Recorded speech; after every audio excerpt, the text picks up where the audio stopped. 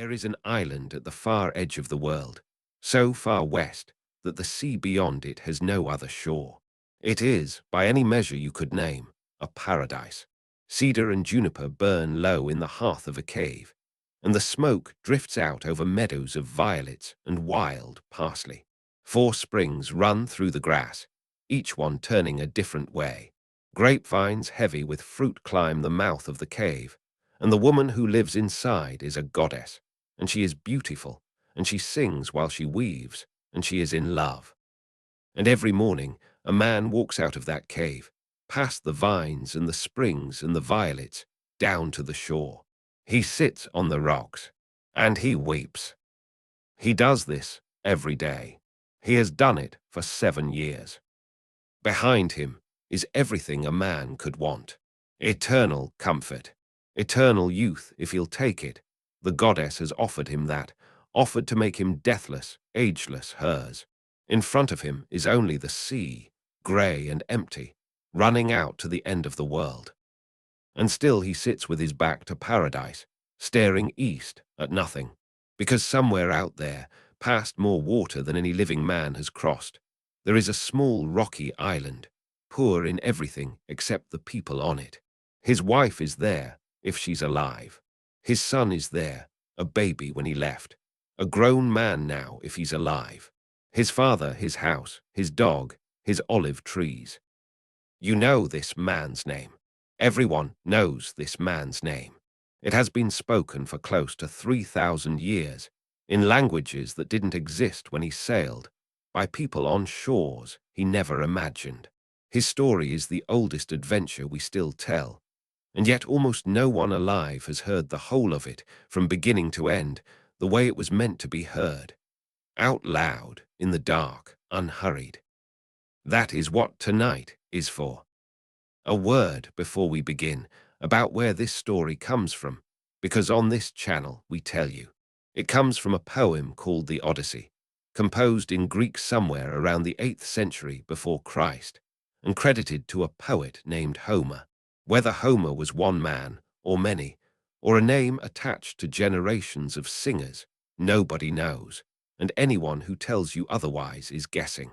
What we do know is that before it was ever written down, this story was sung, carried in living memory, performed by firelight for audiences who, like you, were settling in for a long night of listening.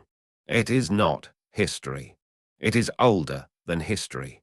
It is a story, and tonight it will be told as one. Faithfully, in the order it happened, in plain words, so that you can simply close your eyes and follow. So, set aside the island at the edge of the world. We will come back for the man on the beach, but to understand how he came to that shore, and why a goddess's paradise feels to him like a cell, we have to go back 20 years. Back to a burning city. Chapter 1. Leaving Troy. For 10 years, the greatest army the world had ever gathered camped on a windy plain beneath the walls of Troy, and could not take it. Walls the height of cliffs. Gates that had never been forced. 10 years of raids, and duels and funerals, and the city stood. In the end, Troy was not taken by strength. It was taken by an idea, and the idea came from the man on the beach. We'll hear how, later tonight, in the strangest possible place, from the mouth of a blind singer. For now it is enough to know this. The city fell in a single night, in fire, and when the smoke cleared, 10 years of war were over, and every man on that plain wanted exactly one thing: home. They scattered like sparks. Every king and captain gathered his ships and turned for his own harbor, and their homecomings became stories in themselves, some short and sweet, some long and strange, and one of them a horror we'll hear about from a dead man at the edge of the underworld before this night is through. The man we are following commanded 12 ships. 12 ships, each with about 50 men at the oars, his neighbors, his islanders, farmers and fishermen who had followed their king to a war on the far side of the sea and lived through all 10 years of it. 600 men, give or take, pushing off from a beach littered with the wreckage of the greatest war ever fought, pointing their prows northwest toward home. His name was Odysseus, king of Ithaca, and of those 600 men, the sea, the gods, and his own choices would allow exactly one to reach it. The trouble began almost immediately, and it began, as trouble often does, with greed. The fleet put in on the coast of Thrace, at a city of a people called the Cyclones, allies of fallen Troy, which made them, by the logic of that age, fair game. The men stormed ashore, sacked the town, took its wine and its cattle, and then Odysseus gave an order that his men ignored. "Enough," he said. "Back to the ships. Now." They didn't go. There was wine on the beach, and roasting meat, and 10 years of war behind them, and they feasted through the afternoon while their king argued, and the sun went down. And in the night, the Cyclones who had escaped went inland to their kinsmen, and their kinsmen came back at dawn, as many as leaves in spring, on horses, in armor. The battle lasted all morning. When the fleet finally clawed its way off that beach, 72 men did not leave with it, 6 from every ship. The survivors rowed in silence, and before they sailed on, they called each dead man's name 3 times across the water, so that his ghost would not be left behind on a foreign shore. It was the first lesson of the voyage, and it would be taught again and again, each time at a higher price. The war was over, but the dying was not, and a king can give the right order and still watch his men choose the feast. Then the weather found them. Off the southern tip of Greece, at the very corner they had to turn to reach home, a storm came down from the north like a fist. For 2 days and 2 nights it drove them, sails torn, oars useless, the coastline of everything they knew sliding away behind the rain. On the 3rd day, the wind should have released them. It did not. It carried them past the last known islands, past the shipping lanes, past the edge of every map any man aboard had ever seen, 9 days across an empty sea, into waters where the rules of the world they knew no longer entirely applied. We will follow them there, but first turn east with me for a moment and look at the thing all those men were rowing toward. Look at Ithaca. 20 years is a long time. It is long enough for a baby to grow into a man. The baby's name was Telemachus, and he had no memory of his father, only the stories and the empty chair and a house that for the last several years had been slowly eaten alive. Because word had gotten around, as the years passed and the other kings came home and Odysseus did not, that the throne of Ithaca might soon be vacant, and that the queen who came with it was still beautiful. And so the suitors came, young noblemen from Ithaca and the islands around it, more than 100 of them, and they did not court Penelope from a respectful distance. They moved in. Day after day they filled the great hall of the absent king, slaughtering his oxen and his fat goats, drinking his wine cellar dry, lounging on his furniture, harassing his serving women, and telling his wife, in tones that grew less polite every season, to give it up. The man is dead. Choose one of us.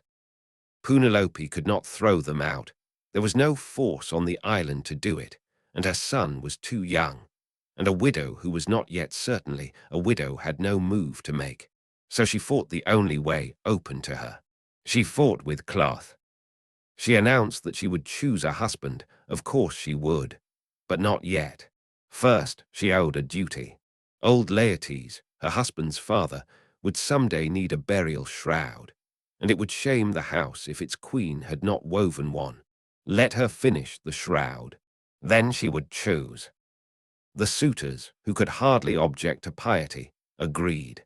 And so all day, every day, Penelope sat at a great loom in the upper hall, weaving fine work, wide as a sail, a king's shroud.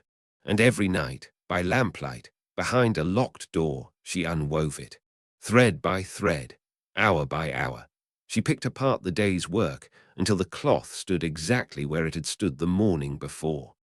For 3 years, the shroud grew by day and shrank by night, and the suitors ate and waited, and the most famous trick of patience in all of literature held a kingdom in suspension, until a serving girl talked, and the suitors burst in at night and caught the queen by lamplight with the threads in her hands. After that, they watched her. After that, the pressure never let up again. That is the house Telemachus grew up in. And in the 20th year, the year our story turns, the goddess Athena, who had loved Odysseus all his life for his quick mind, decided the son had waited long enough.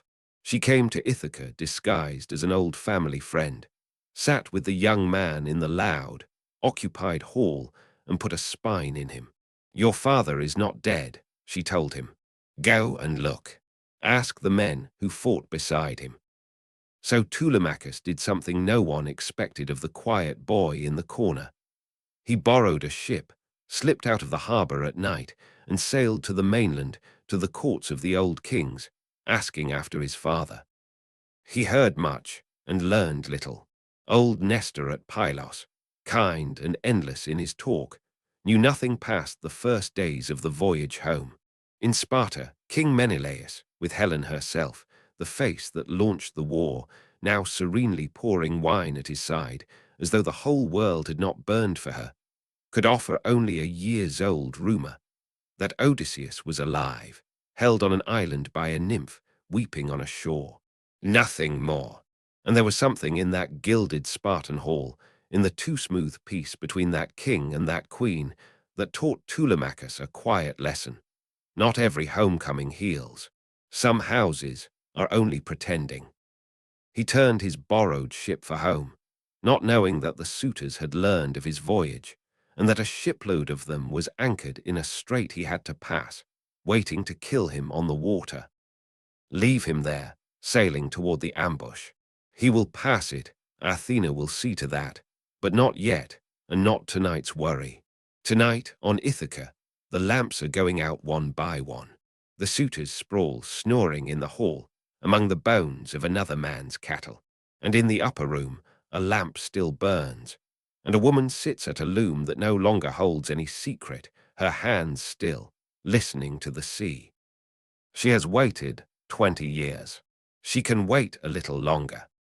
Chapter 2. The Flower. 9 days the storm drove the 12 ships, and on the 10th day it set them down, gently, like a cat releasing a bird, on a green coastline no man aboard could name. It seemed harmless. That was the first strange thing. After Thrace, after the storm, the sheer softness of the place. Low hills, a warm haze, no walls, no harbor works, no spears glinting on the ridgelines. The men filled their water jars at a stream and ate a quiet meal on the sand, and Odysseus did what a careful commander does. He chose 3 men and sent them inland to learn who lived there. The 3 men walked into the haze, and they did not come back. No screams, no smoke, just a soft green silence that went on an hour too long, and then longer, until Odysseus took a handful of armed men and went in after them. What he found was not a battlefield. It was something like a meadow and something like a dream. The people of that country were gathered there in the shade, mild, smiling, unarmed people with no interest in fighting anyone, and among them, settled into the grass as though they had lived there all their lives, sat his 3 sailors. The people of that country ate one thing, the fruit of a flowering plant that grew everywhere around them, the lotus. And whoever ate it, this is all Homer tells us, and all we need, no longer wanted anything else. Not food, not home, not the people waiting for them. The taste of the flower closed over the mind like warm water, and everything a man had been rowing toward his whole life simply stopped pulling. Imagine it. You have survived 10 years of war. You have watched friends die on a foreign beach a week ago. Every muscle in your back aches from the oar, and every ache is bearable for one reason only: the thought of a doorway, a voice, a hillside you have known since you were a child. That thought is the engine of you. And then something sweet on the tongue, and the engine just quiets. The hillside fades like a dream fades, without pain, without even the sense of loss. Someone says the word home, and it lands on you like a word in a language you used to speak. The three sailors were not suffering. That was the horror of it. They sat in the grass with the mild, smiling people, at perfect peace, and when their king stood over them and called their names, they looked up at him pleasantly, the way you'd look at a stranger asking directions to a place you've never heard of. They wept when he took them. That is in the poem, the detail that makes it real. They cried like children, not from pain, but the way a sleeper cries when he's shaken out of the one dream he wanted to stay in. Odysseus and his men dragged them bodily down the beach and tied them under the rowing benches, and their king's orders to the rest of the fleet were short and sharp. Nobody eats anything. Get aboard. Row. The 12 ships pulled away from the soft green country, and for a long while the only sounds were the oars and the water and 3 grown men weeping quietly in the bilges for a flower. No monster yet. No giant, no witch, no god's anger. Just this first, a place that offered rest and meant it. Odysseus lost more men to worse things, later, but Homer put this island first on the far side of the world's edge, and it's worth noticing why. Every trial that is coming for these men will be, in one way or another, a version of this one. The sea will try to kill them, and that is simple. But the world will also, again and again, offer to keep them comfortably, kindly, forever. The real war of this story is not against monsters. It is against forgetting. The fleet rowed on, south by unknown stars, and the men under the benches stopped weeping one by one as the flower loosened its grip, and remembered their own names and their kings and the rocky island in the east. And on that island, that same evening, a boy fed a fire in a swineherd's hut, and an old dog lifted his head at nothing, and a queen unpinned her hair by lamplight. The ship sailed on toward the smell of wood smoke, a thin grey thread of it, rising from an island ahead, an island of goats and caves, and no ploughed fields at all. But that is the next chapter. Chapter 3. The Cave. The wood smoke led them to an island of goats. It was a strange place. Good land, deep soil, a sheltered harbor any sailor would pray for, and not one sign that a human being had ever touched it. No fields, no walls, no boats, only wild goats in their hundreds, so unafraid of men that the crews killed 100 of them in an afternoon without drawing a hard breath. The fleet feasted on the beach that night, 12 ships' worth of men, full and easy for the first time since Troy. But across a narrow strip of water stood the mainland, and on the mainland there were fires. Voices carried over the strait at dusk, deep ones. Smoke rose from high country dotted with what looked, from a distance, like the mouths of caves. In the morning, Odysseus made a decision that would follow him for the rest of his life. He took his own ship, just one, and told the rest of the fleet to wait. "We don't know who lives there," he said. "I want to see them. I want to know if they are lawless savages or people who fear the gods and welcome strangers." Understand what that meant in his world. A stranger arriving at your door was sacred. You fed him before you asked his name. You gave him a gift when he left. This was the law beneath every other law, and Zeus himself was its enforcer, the god of guests, the punisher of bad hosts. Odysseus was not being naive when he walked into the unknown expecting welcome. He was being, by the rules of his entire civilization, reasonable. The rules of his civilization ended at that shoreline. They found the cave above the beach, an opening in the rock the size of a temple gate, screened by laurels, fenced with a courtyard wall of huge rough stones. Whoever lived there was a herdsman, and a careful one. Inside, in the cool dark, There were pens of lambs and kids, all sorted by age. There were racks bending under the weight of cheeses. There were pails and bowls of whey, everything enormous, everything orderly, and the men took one look at the scale of the furniture and reached the correct conclusion at once. "Take the cheeses," they begged him. "Drive off some lambs, get to the ship and row. Please." He said no. Homer lets him admit it years later, with the plainness of a man pressing an old bruise. It would have been better the other way. But he wanted to see the owner of the cave. He wanted his guest gift. So they lit a fire and helped themselves to a little cheese and waited like invited company in the home of something that had never heard the word guest. At dusk, the doorway went dark. He came in with his flock, driving the ewes ahead of him, carrying a load of dry wood that hit the floor like a rock slide, and the men scattered into the deepest shadows of the cave and watched him work. He milked the ewes in order. He set half the milk to curdle. He moved through the tasks of an ordinary evening, unhurried, a shepherd at the end of his day, a shepherd taller than a mast, with a single eye under the cliff of his brow. Then he picked up the door. The door was a slab of stone so large, Homer says, that 22 wagons could not have shifted it.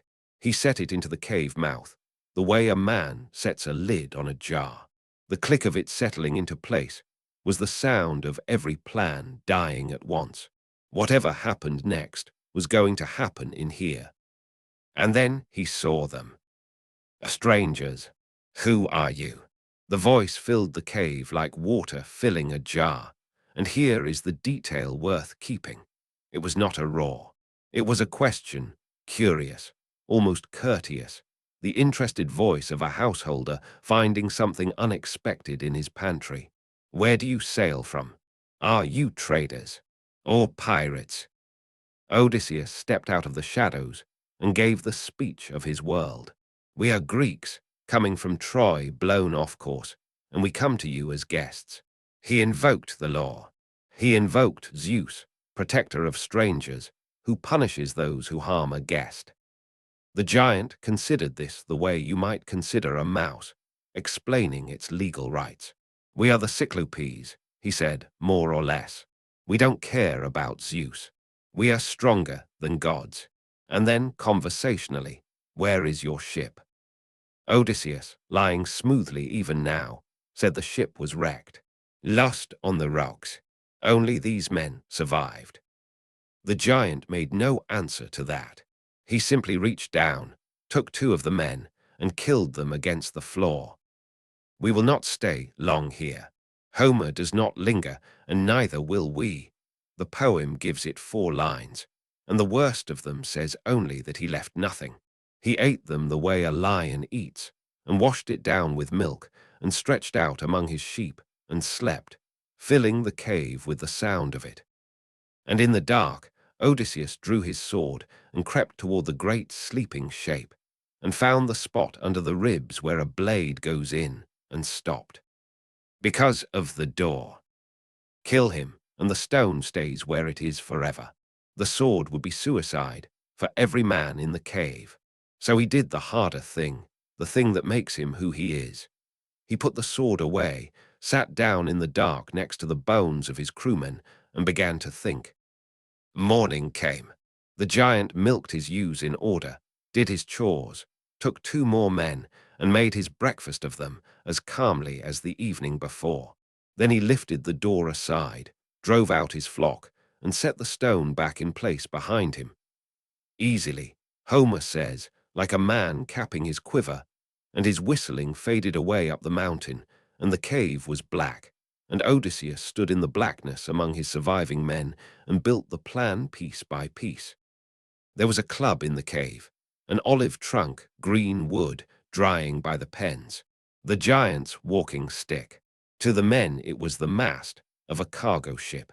Odysseus cut a length of it, a fathom long, and they shaved it to a point, and hardened the point in the fire and hid it under the dung.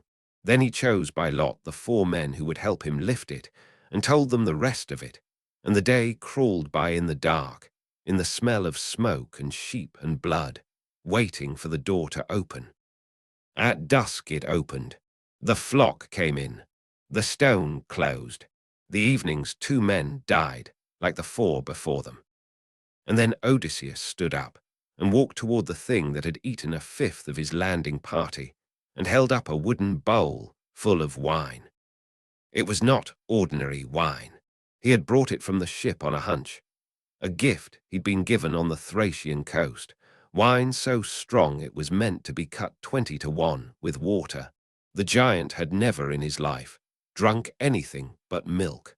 He took the bowl and drained it neat, and something new happened in the single eye. More. He drank a second bowl. He demanded a third, and swimming in the glow of it, he became generous, the way drunks do. "Tell me your name, stranger," he said, "and I'll give you a guest gift. You'll like it." And Odysseus said, "My name is Nobody. That's what my mother and father call me. That's what all my friends call me. Nobody." "Then here is your gift," the giant said, pleased with himself. "I will eat Nobody last, after all his friends." And laughing at his own joke, he tipped over backward among the sheep, and the wine took him, and the cave shook with his snoring, and everything in him came back up, wine and worse. And Odysseus called his 4 men to the fire, where the stake was heating. They drove it in.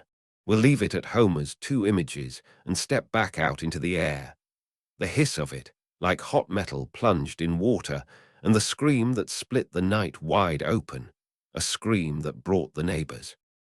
Because there were neighbors, other giants on other hills, and they came crowding to the sealed cave mouth in the dark, calling through the stone, Polyphemus. That was his name, Polyphemus, son of Poseidon, god of the sea. "Polyphemus, what's wrong? Is someone stealing your flocks? Is someone killing you?" And from inside the cave, in agony, Polyphemus roared the truth exactly as he understood it. "Nobody is killing me." There was a pause outside the stone. "Well," said the neighbors, "if nobody is hurting you, then you're sick, and sickness comes from Zeus, and there's nothing to be done. Pray to your father Poseidon." And they went back to their caves, grumbling about the noise, and inside the darkness Odysseus laughed silently until he shook. But the door was still shut, and now the monster guarded it, blind and burning. The stone rolled aside just enough. His hands spread across the opening, waiting to feel men trying to slip out among the sheep. He was in agony, but he could count. He knew his flock. Nothing was leaving that cave without passing through his fingers. So they left under them. The rams of the flock were huge, thick-fleeced, and they moved to the door each dawn in a crowd. In the night, Odysseus lashed them silently together in threes, and under the belly of each middle ram he slung one of his men, tied into the wool. For himself, he kept the greatest ram of all, the lord of the flock, and there was no one left to tie him on. So he took 2 fistfuls of fleece and curled himself against the warm belly and hung there and waited for grey light. At dawn, the flock pressed for the doorway, and the blind giant sat in the gap and ran his hands along the back of every animal that passed. He felt wool and wool and wool.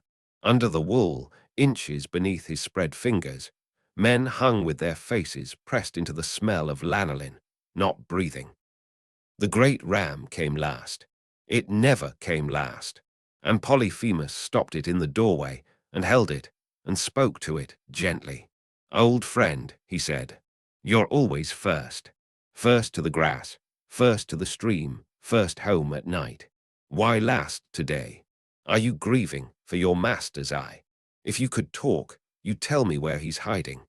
And then, to the animal, tenderly, he described what he would do to the man, and the man hung an arm's length below his moving hands and listened to all of it.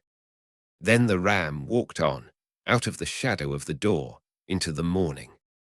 Down the slope, out of earshot, Odysseus dropped from the fleece, cut his men loose, and they drove the fat of the flock down to the ship at a run, and the crew who had waited all this time, who had counted the shore party going in and could count what came out, 6 short, opened their mouths to mourn and were ordered in a furious whisper to save it.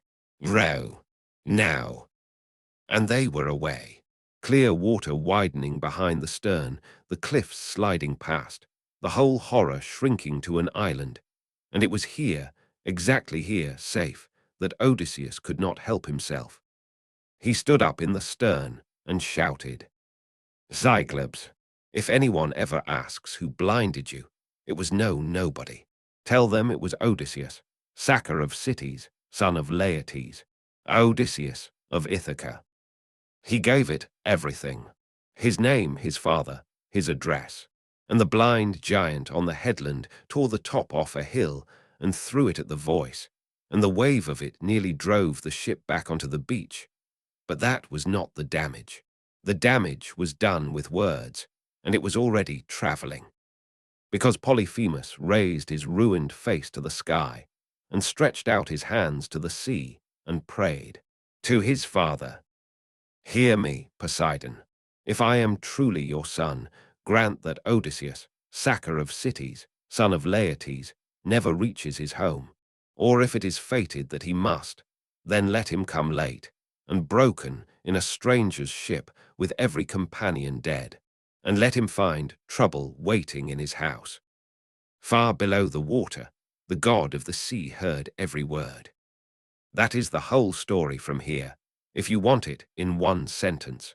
Everything that follows, every year, every loss, every shore is that prayer being answered. The ship rejoined the fleet at the Goat Island, and the crews wept for the 6 who were bones in a cave across the water, and they sailed at dawn. And far to the east, on Ithaca, the sea wind rattled the shutters of a sleeping house, a little harder than the night before. Chapter 4. The Bag of Winds. The next island they raised was like nothing in the world, a floating island ringed by an unbroken wall of bronze, rising from sheer cliffs. It drifted. It was the home of Aeolus, keeper of the winds, a mortal man the gods had made warden over every gale and breeze that blows, and he lived there in a bronze-walled palace with his wife and his 12 children, feasting in a home that smelled of roasting meat all day long, on an island that went where it pleased. And Aeolus was kind to them. For a full month, the crews of the 12 ships rested there as honored guests, and Aeolus kept Odysseus at his own table night after night, hungry for the one thing his drifting island never brought him: news. He asked about Troy, about the ships, about the great names, and Odysseus told him all of it, 10 years of it, story by story. And when it was time to leave, Aeolus gave his guest a gift worthy of a king. He went out and caught the winds. Every wind that could harm them, every storm-bearer, every crosswind, every gale from every dangerous quarter of the sky. He bound inside a great bag made of the hide of a full-grown ox, and he tied its neck with a bright cord of silver, so that not one whisper could escape. He set the bag in the hold of Odysseus's ship with his own hands, and then he called up the one wind left loose in the world, the steady west wind, the going-home wind, and set it at their backs. Think about what he was handing them. Not treasure. The end. The sea made safe.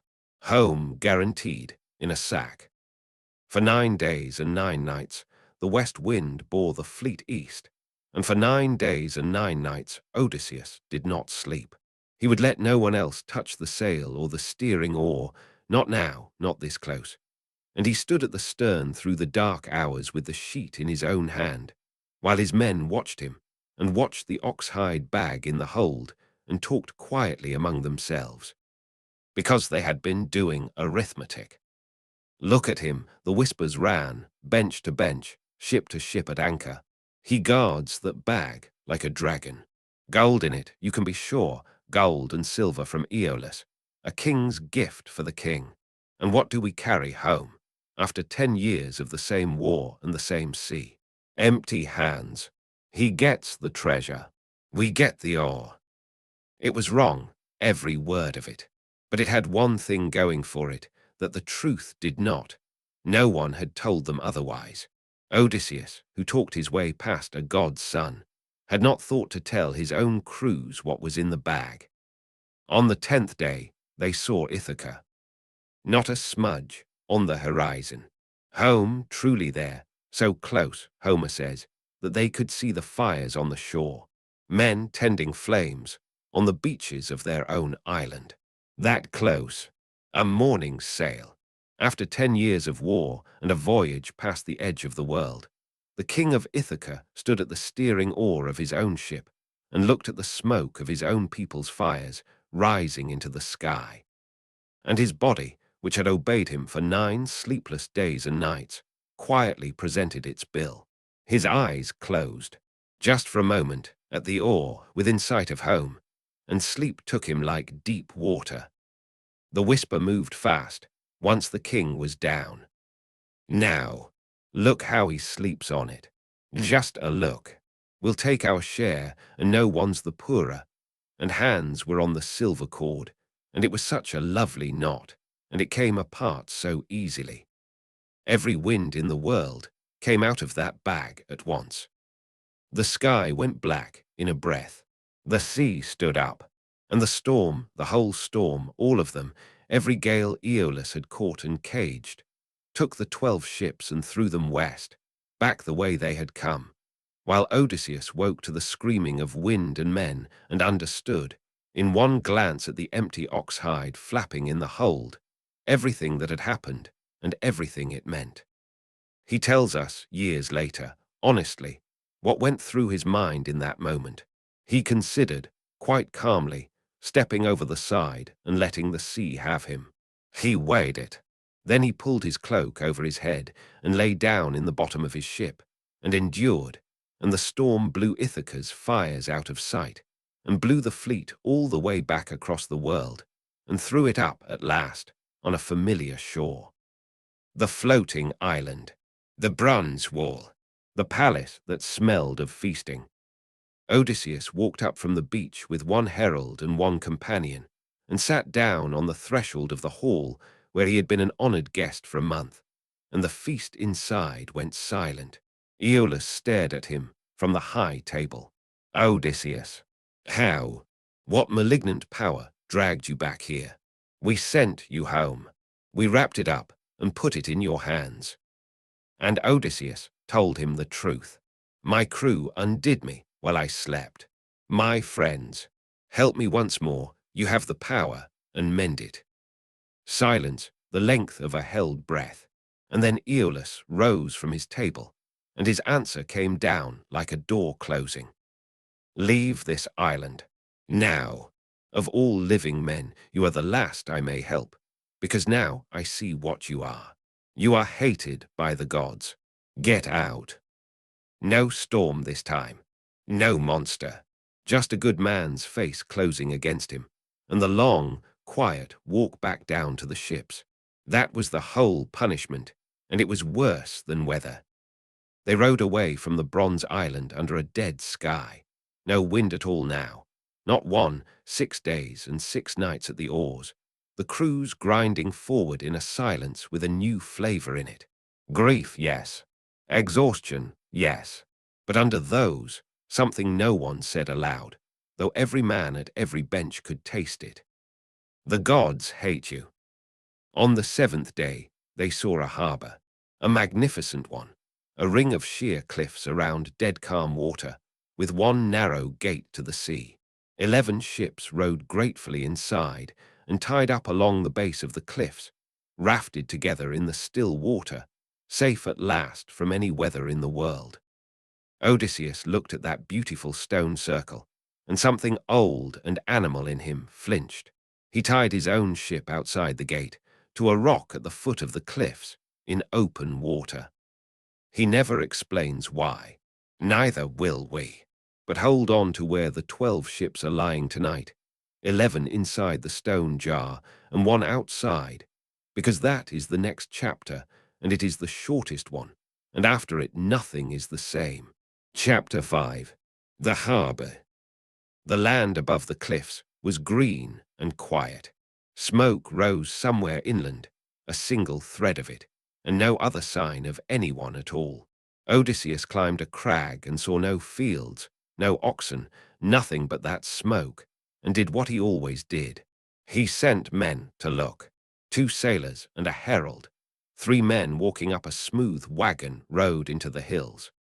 Near the town, at a spring, they met a girl drawing water and asked her politely who ruled this country. She was as tall as a tower. She answered them pleasantly enough. "That's my father's town," she said. "Come and meet him," and led the 3 men home.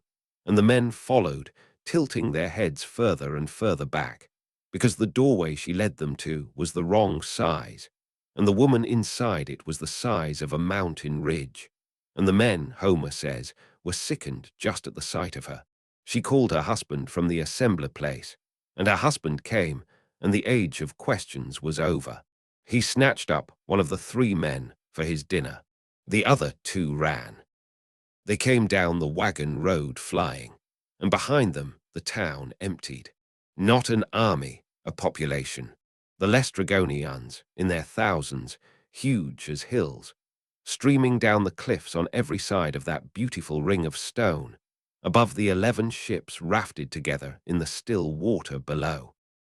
The harbour was not a harbour. It was a jar, and the jar was full, and the giants stood around the rim. They tore the tops off the cliffs and threw them down. There was nowhere to row. The ships were tied along the base of the rock in dead calm water, packed hull to hull, and the boulders came down on them like the end of the world. And what the stones missed, the giants speared out of the water like fishermen gaffing fish and carried home. We will say it plainly once and not stay. 11 ships were in that harbour, and none came out. Better than 500 men had followed Odysseus from Troy past the edge of the world, and they died in still water in the space of a morning, within sound of each other's voices. Outside the gate, at the foot of the cliffs, one ship lay against its rock. Odysseus swept his sword through the mooring line, and his crew rowed for their lives. Every man on that ship rowing away from the screaming behind the stone wall, the screaming of neighbors and cousins and brothers that they could hear and could not see and could not help. The open sea took them. The cliffs sank astern. And that was the fleet. 12 ships had left Troy. 1 rowed on. Homer spends barely 30 lines on the Laestrygonians, the greatest catastrophe of the whole voyage, and the poem tells it almost in passing, the way survivors of the worst things often do, quickly, flatly, eyes somewhere else. We will honor that. No dwelling. Only the arithmetic, which from this night forward is simple enough to hold in one hand.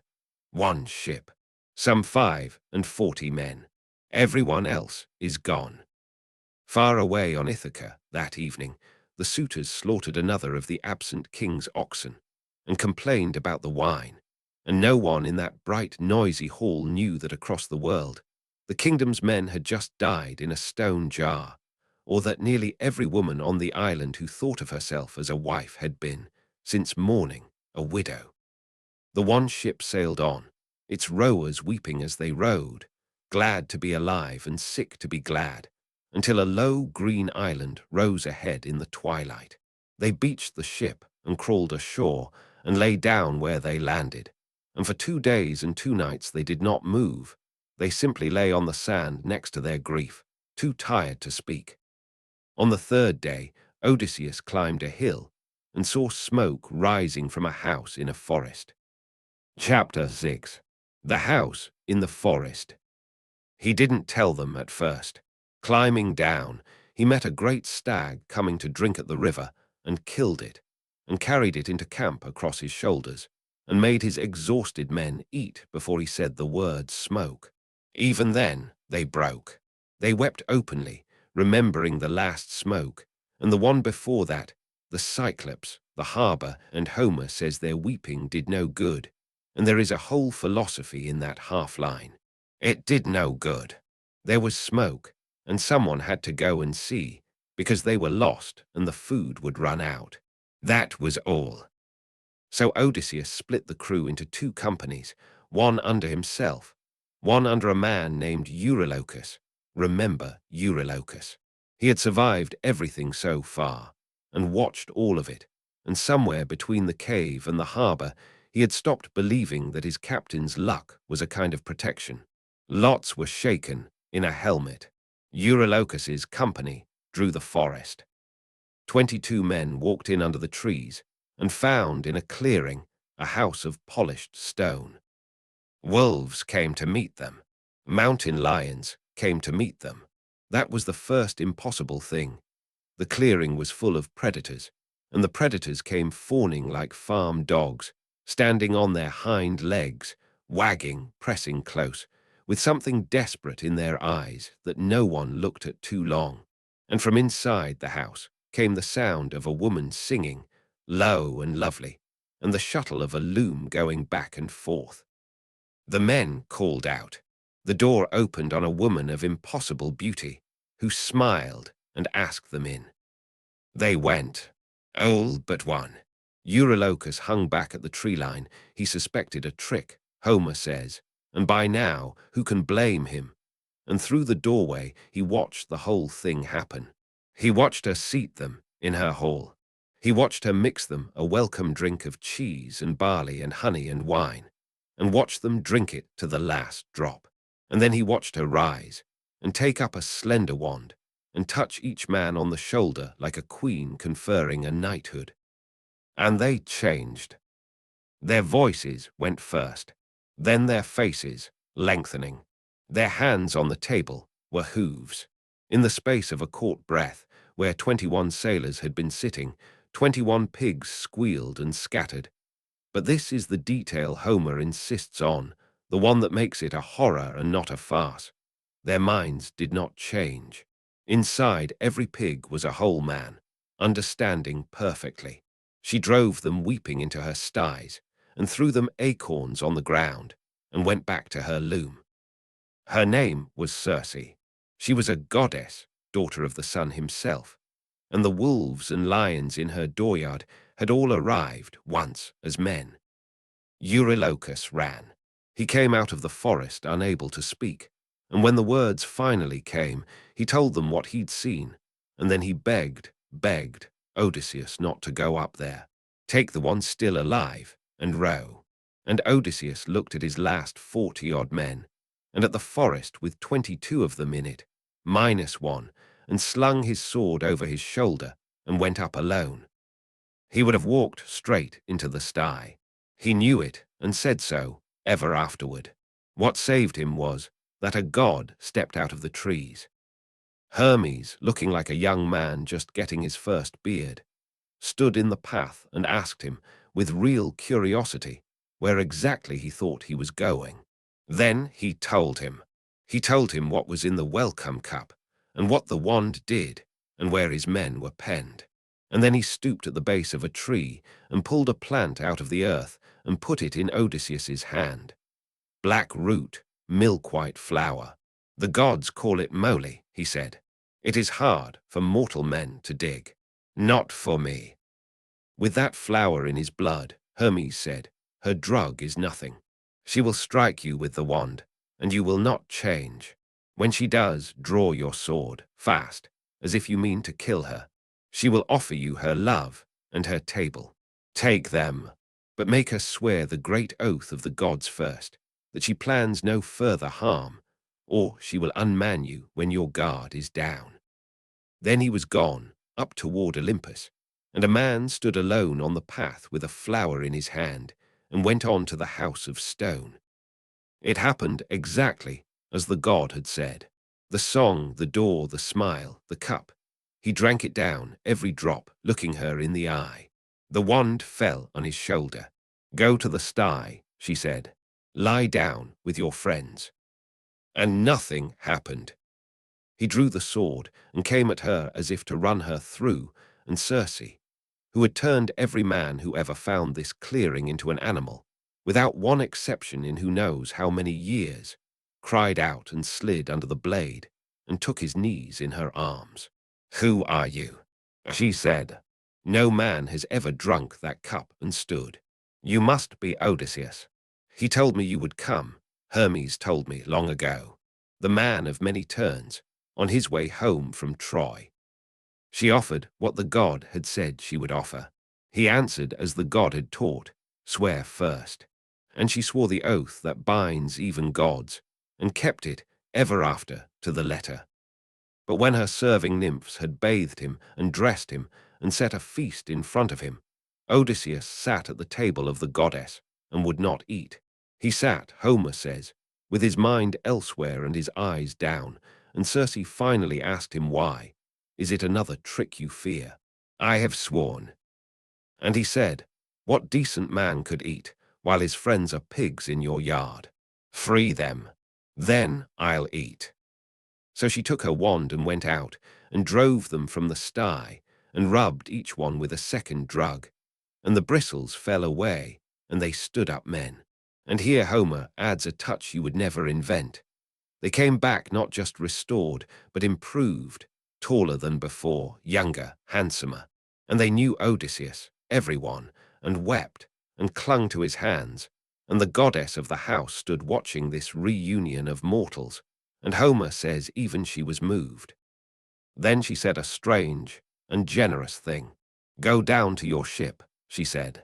Beach it properly. Stow your gear in the caves, and bring me the rest of your men. He went, and the men at the shore, who had given their shipmates up for dead, mobbed him like calves let out to their mothers in spring, all except one. Eurylochus stood apart and said his piece out loud to all of them. Fools, you'll follow him up there, into her house. Remember the Cyclops, remember whose recklessness walked us into that cave. This man's boldness is what kills us. Odysseus's hand went to his sword hilt, kinsman or not, and the crew got between them and smoothed it over, and everyone went up to the house in the forest together, even Eurylochus, trailing last, afraid of his captain, which is not the same thing as trusting him. File that away. It is not finished.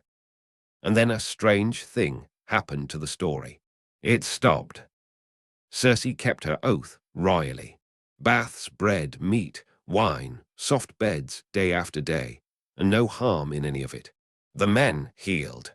The dead were mourned, and the mourning softened.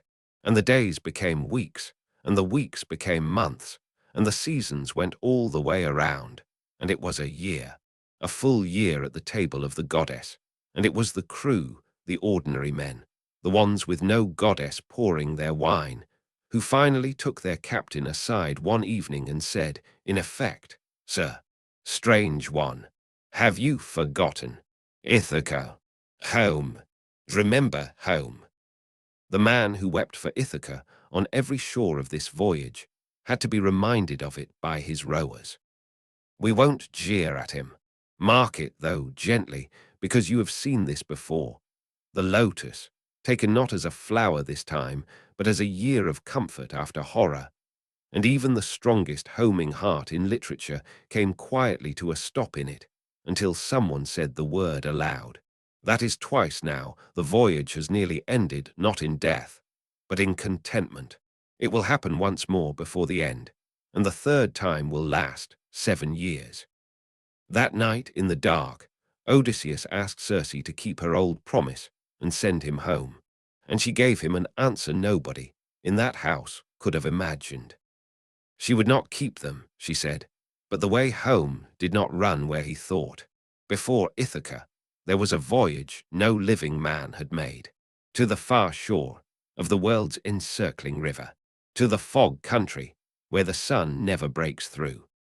You must go down to the house of the dead, she said, and ask your road of a dead man, the blind prophet Tiresias, who alone among all the shades still has his mind whole. He will tell you the way and the distances and how you may come home.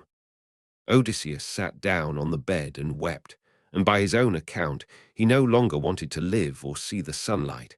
And then he got up, because that is the whole man in 4 words, and asked her, who will pilot me? No ship has ever sailed to that shore. "The north wind will take you," she said. "Set your mast and sit still, and the wind will do the rest." And she told him where to beach, and what to dig, and what to pour, and which animals to bring for blood. In the morning he woke the crew up. "We are moving, the goddess has shown me the road." And they came gladly, thinking of home. He did not tell them where the road went until they were assembled. And when he told them, Homer says they sat right down where they stood and tore their hair. It changed nothing. There was no other road. And in the bustle of loading, in the grey of that same morning, the voyage collected one more small, quiet toll. And because it will matter later tonight, watch closely. There was a young sailor called Elpina, the youngest aboard, Homer says. Not much of a fighter, not much of a thinker, nobody's first pick for anything. Just a boy who had somehow lived through everything the sea had done to better men. On the last night, heavy with wine and wanting cool air, he had climbed up and gone to sleep on the flat roof of Circe's house. At dawn he heard the shouts and the tramp of his shipmates leaving, and rose fast, still half asleep, and forgot where he was, and forgot the ladder. He walked off the roof. The fall broke his neck, and his soul, Homer says, went down to the dark ahead of them. And no one noticed. That is the terrible human center of it. The crew was loading a ship for the underworld, every mind was full, and nobody counted heads. The one ship stood out of the bay with its dead boy lying behind it, unburied, unwept, unmissed, sailing for the one country where he could still be met, and where he would be waiting at the gate. The wind Circe promised rose astern, and held all day, and the sun went down ahead of them, and did not come up. Chapter 7. The Dead. There is a country at the edge of the world, where the sun does not reach.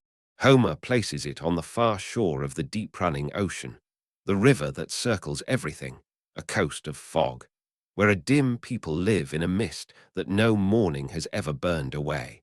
The ship ran all day before Circe's wind, and when the keel touched sand, it was that coast, and that fog, and a darkness that was not night. You are with them now, walking up from the tide line into the grey. Somewhere ahead, two black rivers meet at a rock, Circe's directions, followed step by step, the way you follow directions in a country where being lost means something new. At the meeting of the waters, Odysseus dug a pit, a cubit square with his sword. Around it he poured the offerings in order, milk and honey, then sweet wine, then water, then white barley scattered over all of it. He made his promises aloud to the listening dark, sacrifices to come, when he reached Ithaca, if he reached Ithaca. Then he cut the throats of the black ram and the black ewe over the pit, and the blood went down into the earth, and the dead came. They came up out of the dark from every side at once. And this is the moment to say what the dead are in Homer, because it is not what we might wish. They are not at rest. They are not in torment, either, most of them. They are diminished, grey, strengthless, drifting, like the image of a person left on the air after the person has gone. They cannot even speak, most of them as they are.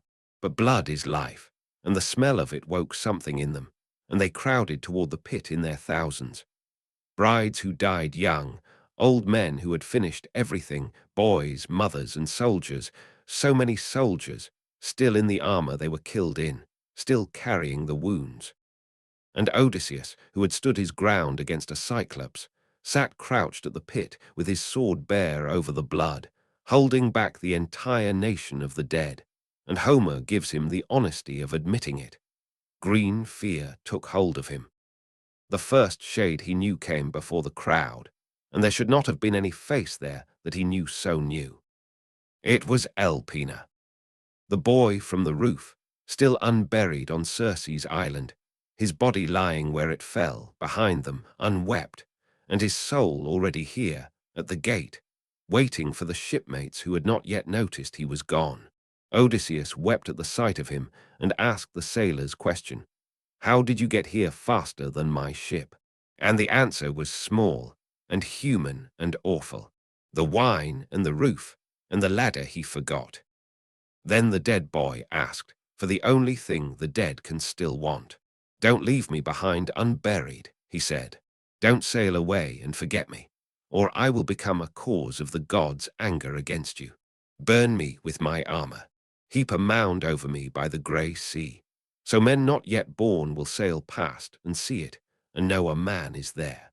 And plant in the top of the mound the oar I rowed with, alive among my friends." Everything the poem believes about ordinary people is in that speech. Elpina was nobody. No prince, no hero. The poem introduces him only to kill him, and he asks for a marker by the sea and his own oar in the earth, so that having mattered so little, he will not vanish entirely. Odysseus promised him all of it. Hold the promise, we will see it kept. Then, out of the crowd of shades, came a face that struck him harder than fear. His mother, Anticlea. She had been alive when he sailed for Troy. He had left her alive, standing with his father and his wife and his infant son, and in all the years since, no news had reached him. And here she was, on the wrong side of the blood, which could mean only the one thing it means. He wept, Homer says, and pitied her, and held his sword over the pit even against her, because Tiresias had to drink first. That was the law of the errand. He crouched there and kept his own mother back from the blood, and waited, and no line in the poem costs more than that one.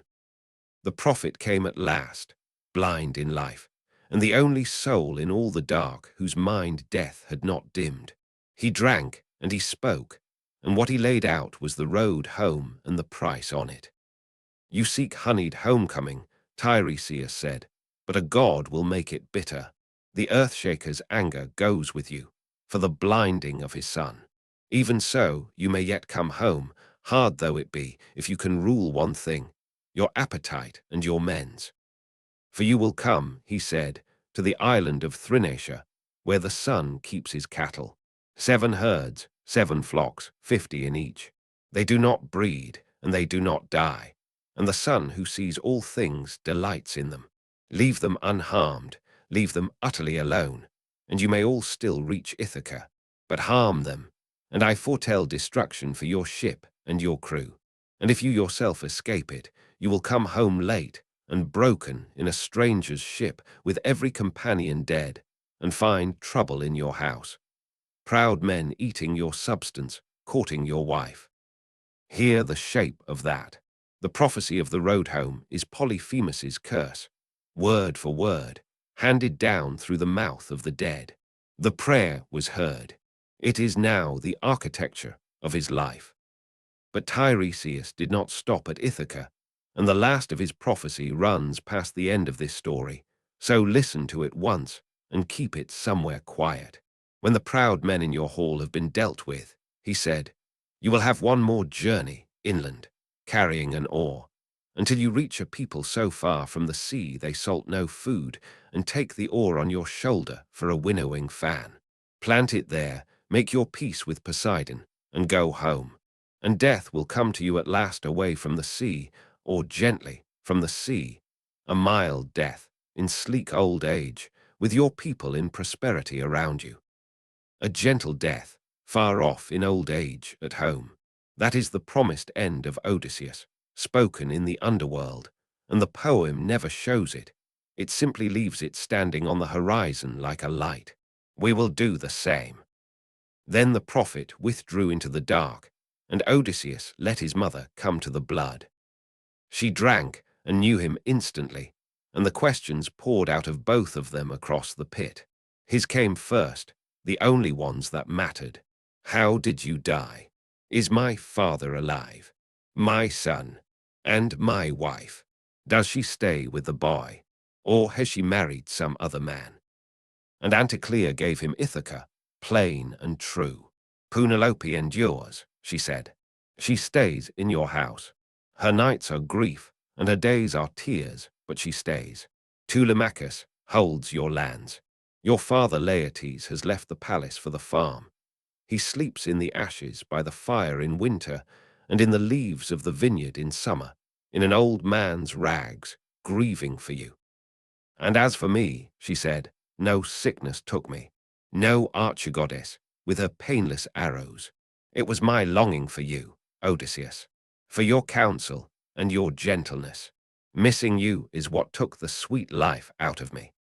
She had died of waiting, of him, of his absence, as surely as if the absence were a spear. And Odysseus did the only thing left, the thing any of us would do. He went to hold her. 3 times he reached for his mother, and 3 times she went through his arms like a shadow, like a dream, and the 3rd time he cried out to her, "Why won't you stay, so we can hold each other and grieve properly, even here? Is this some trick of the Queen of the Dead?" "No trick," she said, as gently as a dead voice can. "This is only what we are now, child. The sinews do not hold the flesh and bones together anymore. The fire took all that. The spirit flies away like a dream. Go back to the light, quickly, and remember all of this, and tell it to your wife."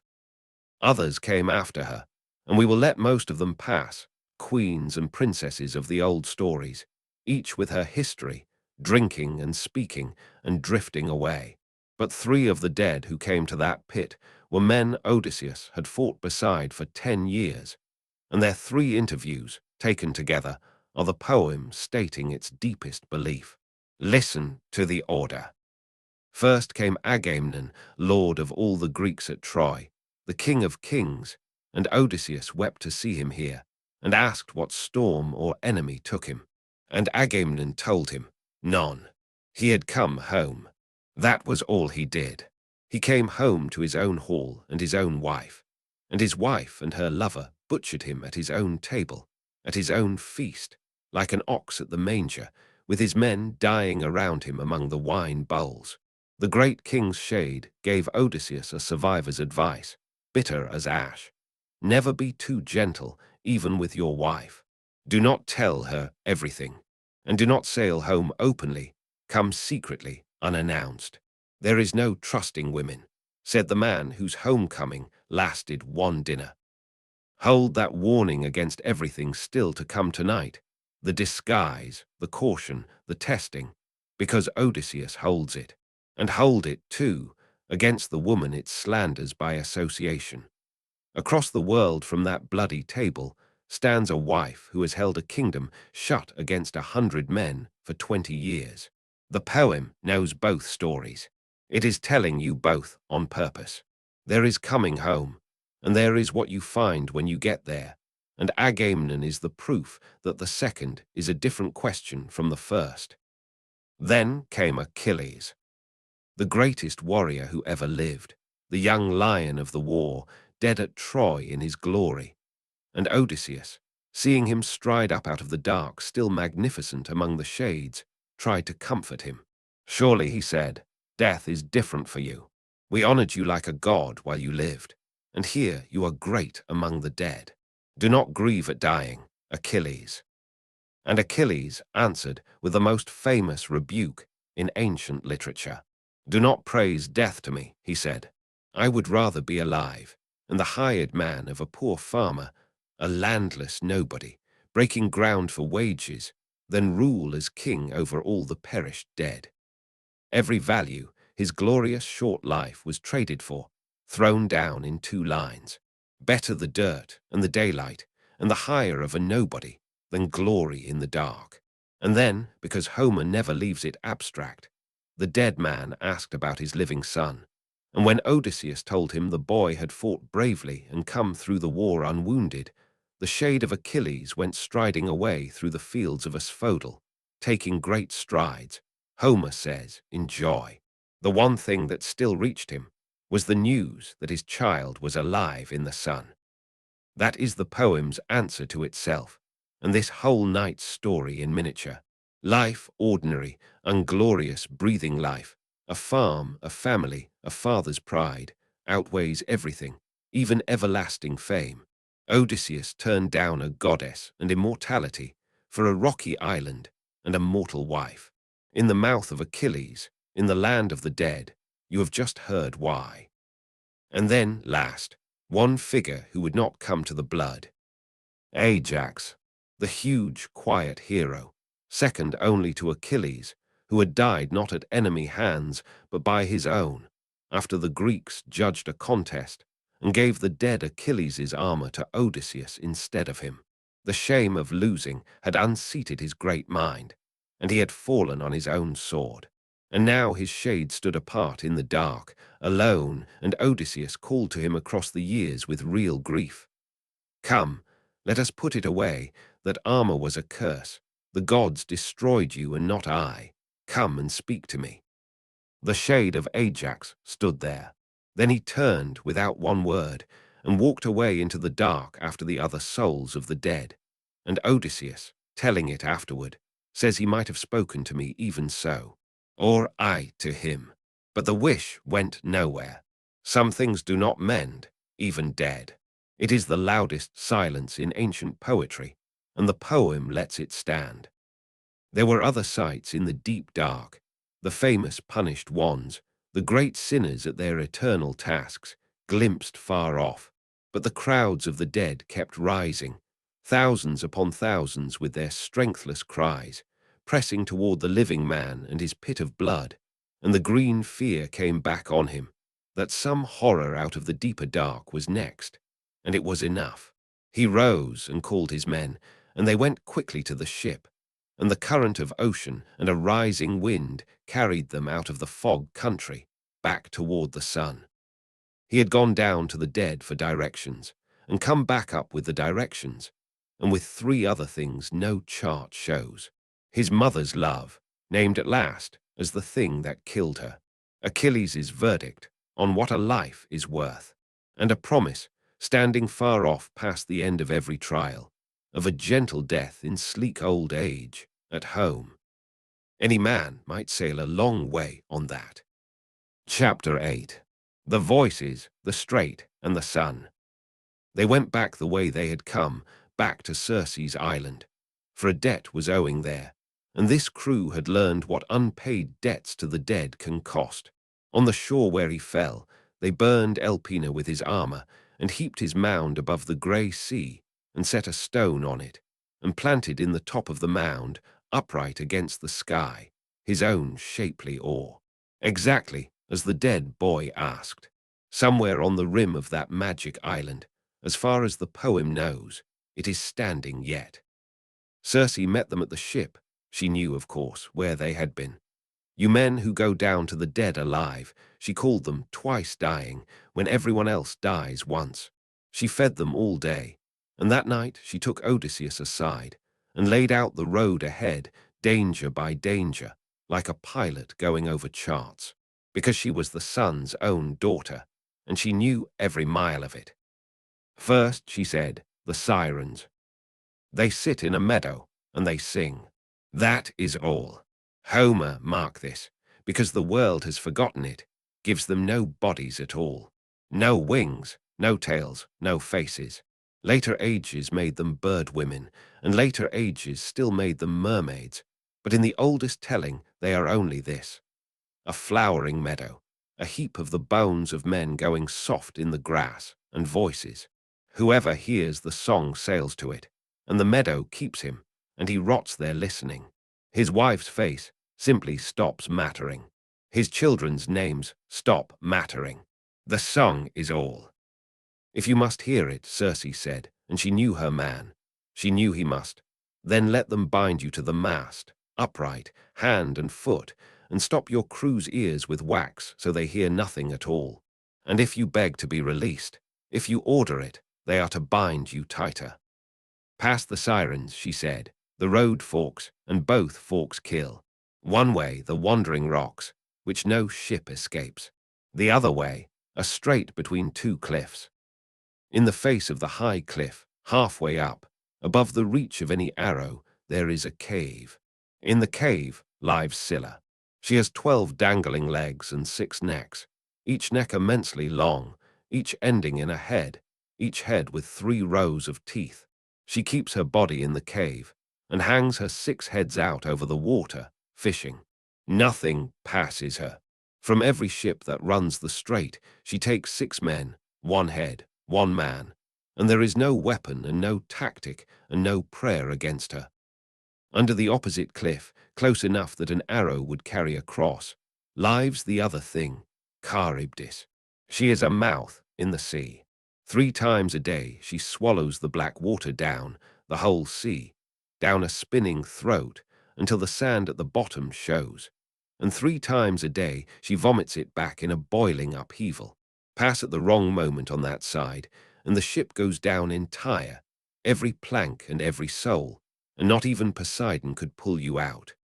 So steer close under Scylla's cliff, said the goddess, and row for your lives.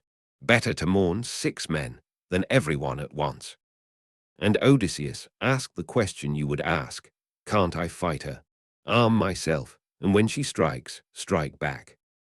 And Circe's answer was almost tender with exasperation. Stubborn man, is it always war with you? She is not a thing that can die. There is no fighting her. There is only fast rowing and the count of 6. If you stop to put on armor, she will simply lean out again and take 6 more. And beyond the strait, Circe said, and her voice must have changed here, being who she was, you will come to Thrinacia, the island of my father. The sun pastures his cattle there. You have heard from the dead what they are and what they cost. If you leave them alone, you may yet see Ithaca. If not, and she said it as Tiresias had said it, destruction for the ship and the crew. And if you escape yourself, you come home late and broken, alone, on someone else's ship. Twice now, the same fate, spelled out twice, by a prophet and a goddess. A thing said twice in Homer is a thing that will happen. At dawn she sent them a fair wind, and was gone from the story, the deadliest hostess of the voyage, who kept every oath and gave them every mile of the road. The ship ran south, and Odysseus stood up before his crew and did the thing he had failed to do over the bag of winds. He told them, the Sirens, the wax, the mast, the binding, openly to every man. He was learning, you see, late at terrible cost, but learning. The wind died as they came level with the meadow. Flat calm, glassy water. The men took the sails down and bent to the oars. Odysseus cut a wheel of beeswax into pieces and kneaded them soft in the strong sun, and went down the benches pressing wax into the ears of every rower with his own thumbs. Then they bound him to the mast, upright, wrist and ankle, and took their places and rowed. And across the still water the voices began. You are tied to the mast now, and the song comes over the water to you and to no one else. The rowers' faces below you are calm and deaf. The oars keep the stroke, and the 2 voices braid together and speak to you by name. Come here, famous Odysseus, glory of the Greeks. Pull in your ship and listen a while. No one has ever passed us without hearing us out, and everyone who hears us leaves wiser. And then the hook, the real hook, and notice what it is not. It is not love. It is not pleasure. They sing, we know everything. We know all that the Greeks and Trojans suffered on the wide plain of Troy. Every deed, every death, everything the gods willed.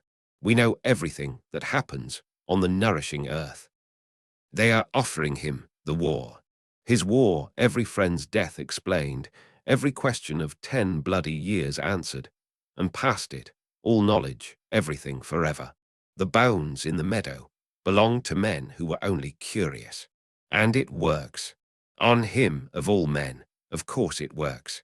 Odysseus strained against the ropes until they cut him, and jerked his brows at the crew, the agreed signal. Let me go, and ordered them, shouted at them, commanded his release with all a king's authority, and the deaf men did exactly what they had sworn to do. 2 of them got up and tied him tighter. The meadow fell astern.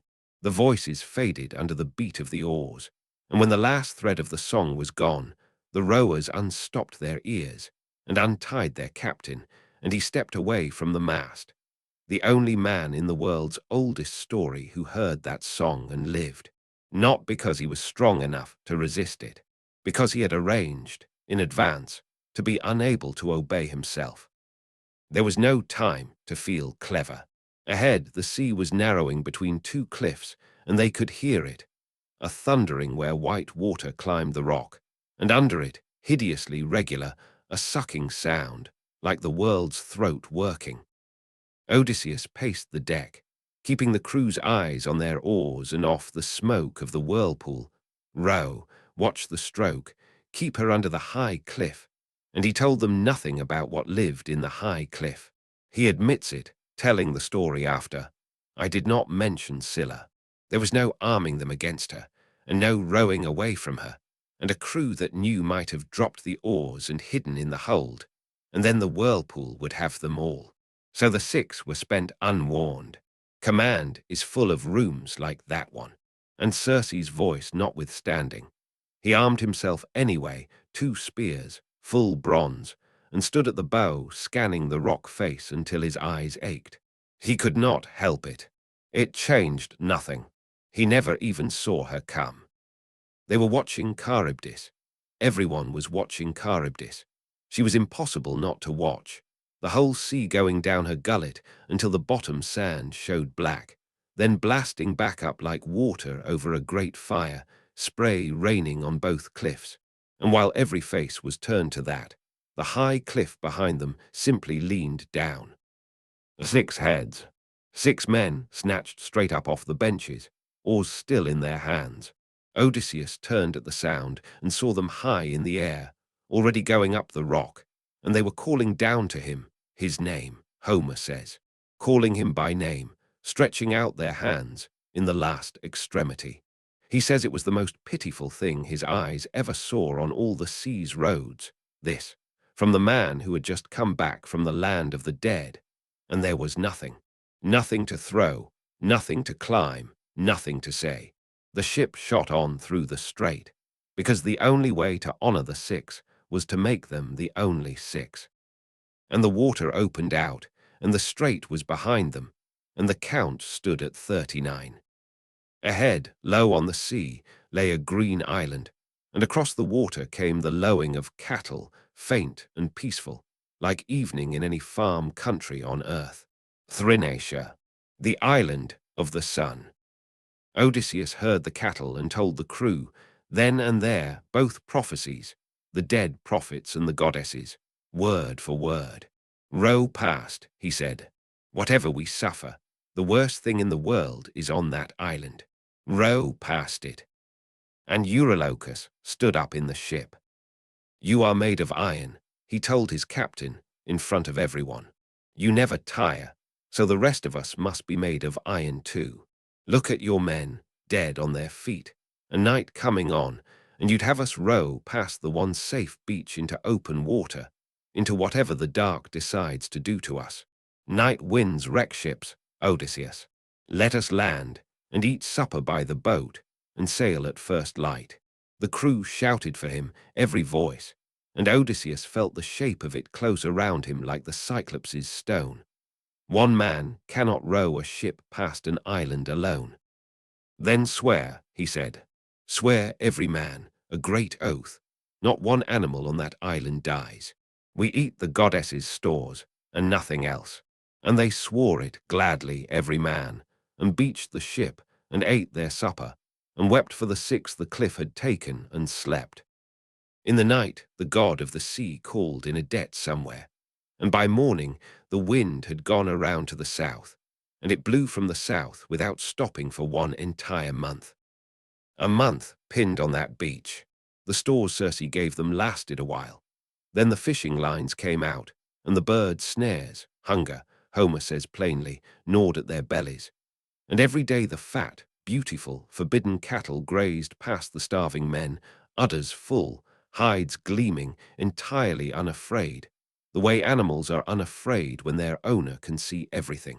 And Odysseus held the oath together day after day with nothing but words, and then made his one last mistake of the voyage.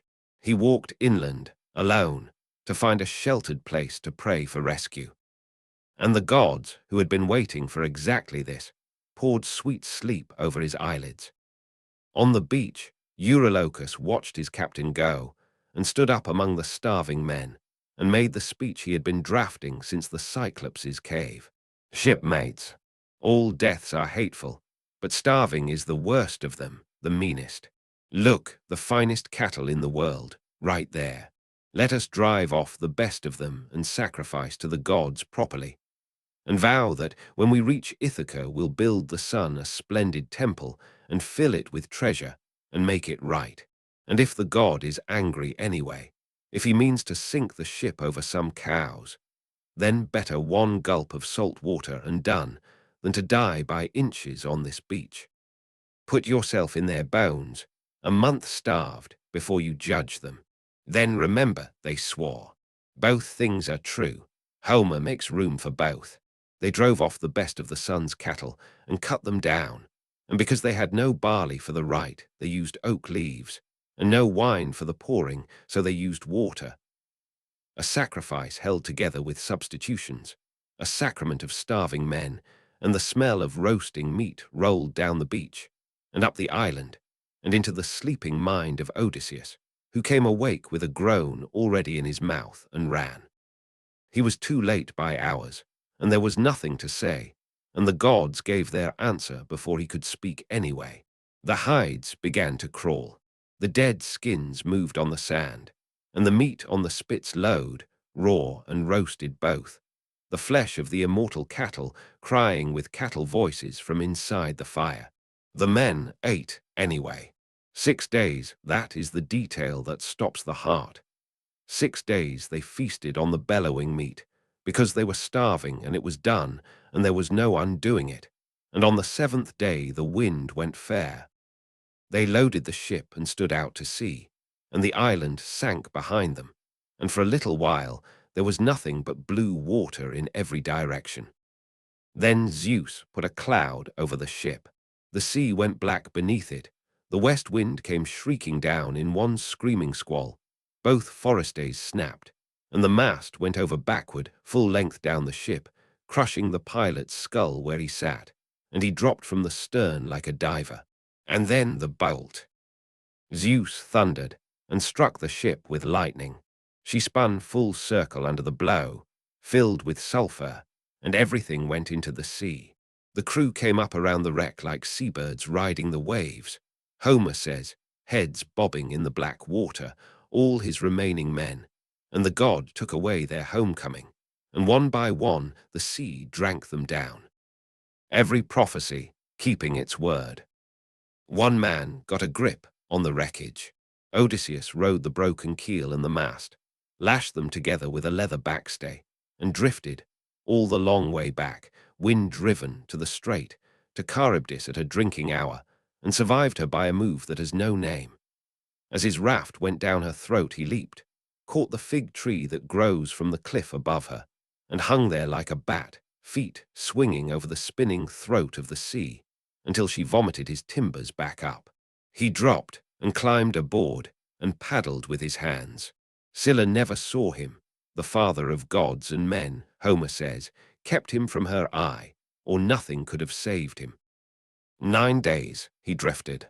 On the 10th night, the sea pushed his broken raft ashore on an island at the far edge of the world, an island of cedar smoke and violets, where 4 springs ran through the meadow grass, and a goddess sang at her loom. You have been here before. This is where we came in. The count now stands where it will stand forever. 12 ships out of Troy, 600 men, near enough. 1 man on a beach at the end of the world, every companion dead, exactly as a blinded giant asked the sea to arrange it. And on Ithaca that night, and every night for 7 more years. The suitors in the hall, the boy growing into his anger, the old dog on the dung heap growing grey at the muzzle, and the lamp in the upper room burning. Chapter 9.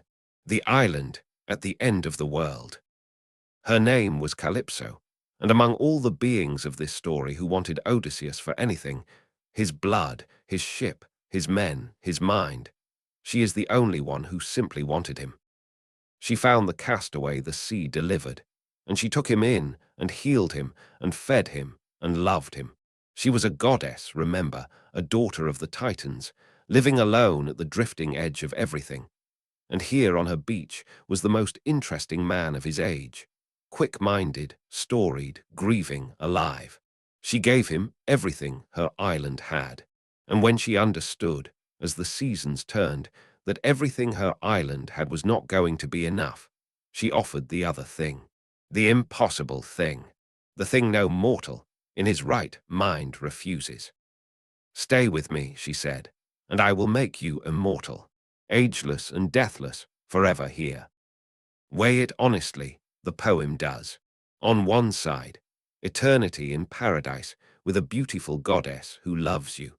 No death, no grey hair, no failing grip, no last day. On the other side, a middle-aged mortal woman on a rocky island who may have remarried years ago, who may be dead. A son who would not know your face. A kingdom that has surely moved on.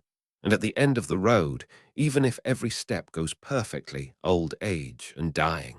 That is the whole choice, laid bare, with nothing on the mortal side, but the fact that it is his. He said no.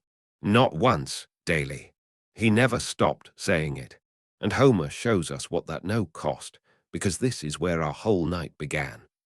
The man who spent every day of 7 years sitting on the shore, staring east at the empty sea, crying for a rocky island, and every night, because she was a goddess, and he was a man a very long way from anywhere, lying beside her in the cave without wanting to.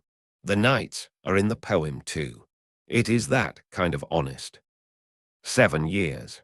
The war lasted 10, the voyage 3. Nothing on the whole journey held him even half as long as comfort did. You have watched this trap close 3 times now, each jaw wider. A flower, a year with Circe, and now 7 with Calypso. Not one of them was an enemy. That has been the quiet teaching of the whole voyage. The sea kills sailors, but it is sweetness that unmakes them. And this time no crew remained to shake him loose, and no ship to be shaken loose into. The story, by every earthly measure, was over. So heaven reopened it. Athena had never stopped working, and catching an hour when Poseidon was away at the far end of the world, she stood up in the council of the gods and put her case with a lawyer's edge. What is the use of being a good king? Odysseus ruled gently, like a father, and he sits weeping on an island while his wife is besieged, and his son is marked for murder. Why should any king ever be decent again, if this is decency's wage? And Zeus heard her, and the order went out, carried down the sky by Hermes. The messenger god crossed the waves like a shearwater and found Calypso at her loom, singing, the cedar smoke sweet in the cave. And Homer pauses, even here, to note that the island was so lovely that a god stopped to look at it. Then Hermes delivered the word from on high, "Let him go. It is not fated that he die here. Send him home." Calypso's answer is one of the great speeches of the poem, furious and just. "You are hard, you gods," she said, "jealous above all others. You cannot bear a goddess to love a mortal man openly. I found him wrecked and alone, riding a keel, every companion dead by Zeus's own bolt. I saved him. I fed him. I loved him. I offered to make him deathless. And now, because no god can slip past the mind of Zeus, and none can defy it, now let him go. And then, this is why we will not make a villain of her. She kept every grain of her dignity. She did not rage at Odysseus, or trick him, or tell him half. She walked down to the shore where he sat weeping at the sea, and said, "Unlucky man, grieve no more. I am sending you home, freely. Come, cut timbers. Build your raft. I will put food and water and wine aboard, and clothes on your back, and a fair wind behind you." He didn't trust it, of course he didn't. After the world he had crossed, kindness itself had become a kind of ambush, and he made her swear the great oath that she planned no harm, and she smiled at last and touched his hand and swore it, and added, gently, that her heart was not made of iron, and she pitied him. And over their last supper she made the argument one final time, not as a captor now, only as someone losing. Stay. If you knew what the sea still holds for you before Ithaca, you would stay. And besides, she could not help it. Am I truly less than her? Less beautiful than a mortal woman? Goddesses do not age, Odysseus. His answer is the hinge of the entire poem, and he gives it with the diplomat's care of a man declining a goddess to her face. Great goddess, do not be angry. Everything you say is true. Penelope is mortal. She is less than you in beauty, and she will grow old and die. And even so, all my days I long for home, and for the day of my homecoming.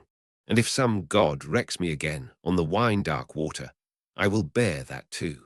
I have suffered so much already, by wave and by war. Let this be added to the rest. She is less than you, and I choose her. Given immortality in paradise on an open palm, he chose a mortal wife, an aging body, a rocky island, and death at the end of it, because it was his. Achilles, in the dark, would have understood at once. For 4 days he built the raft, and watched the hands, because you will need to remember them tonight. 20 trees felled and trimmed, planks bored and joined and driven tight with pegs, a deck, a mast, a yard, a steering oar, wicker bulwarks against the spray, a shipwright's work, done alone, done beautifully. Homer lingers on the joinery on purpose.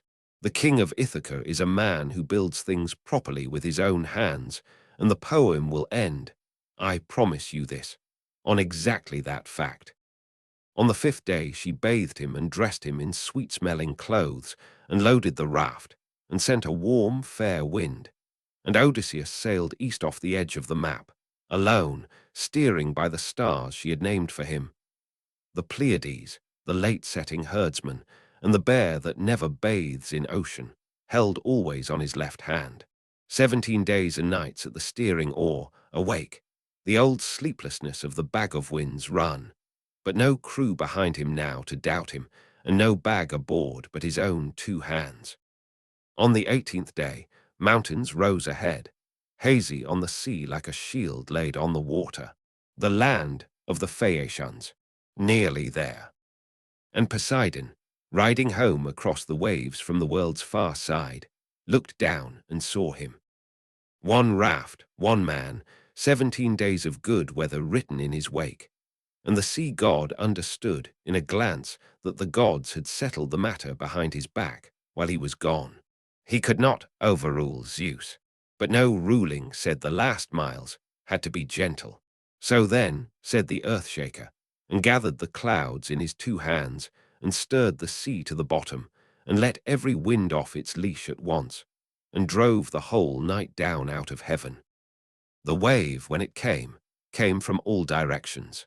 It tore the steering oar from his hands, and snapped the mast, and threw him so far from the raft, so deep, that the clothes the goddess gave him nearly drowned him with their weight before he clawed back to the surface, and dragged himself onto the spinning timbers. And there, with the raft riding the swells like thistledown, coming apart peg by peg beneath him, the sea sent him, of all things, help. A seabird lit on the wreck, and became a woman's shape. Ino of the slim ankles, who had once been mortal herself and drowned, and become a goddess of the foam. Poor man, she said, take this veil, and she gave him a scarf of woven sea mist.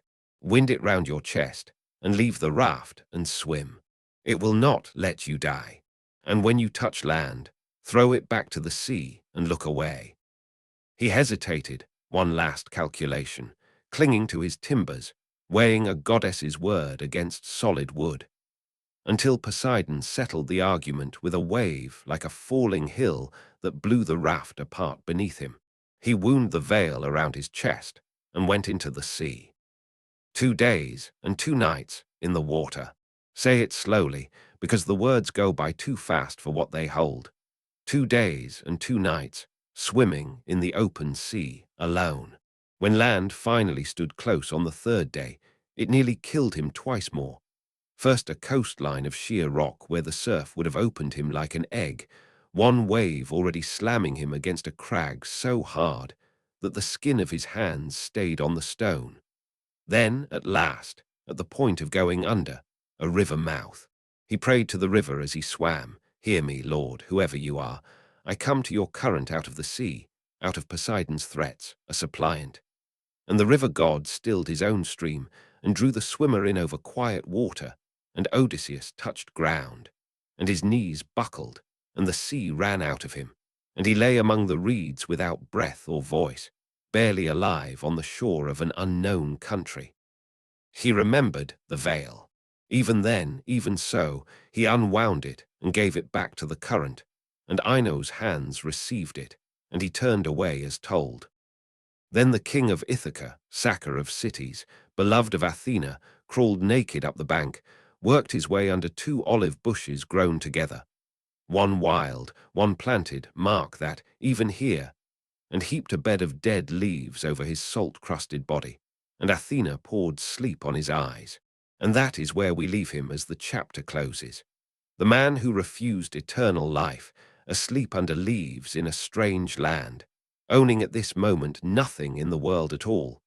Not a ship, not a crew, not a cloak, not a name anyone within 1,000 miles would know. Everything the sea could take, it has now taken. What remains is only the man. And it turns out, as the last third of our story will now show you, that the man is enough. Chapter 10. The girl at the river, and the name in the hall. The country he had washed into was called Scheria, and its people, the Phaeacians, were the best sailors alive. A gentle, wealthy, slightly unearthly folk, dear to the gods, whose ships needed no steersmen. They lived at the far edge of the human world, and saw few strangers. And that night, while the last stranger in the world slept under his olive bushes in a crust of salt, Athena slipped into the palace of their king and planted a dream in the mind of his daughter. Her name was Nausicaa.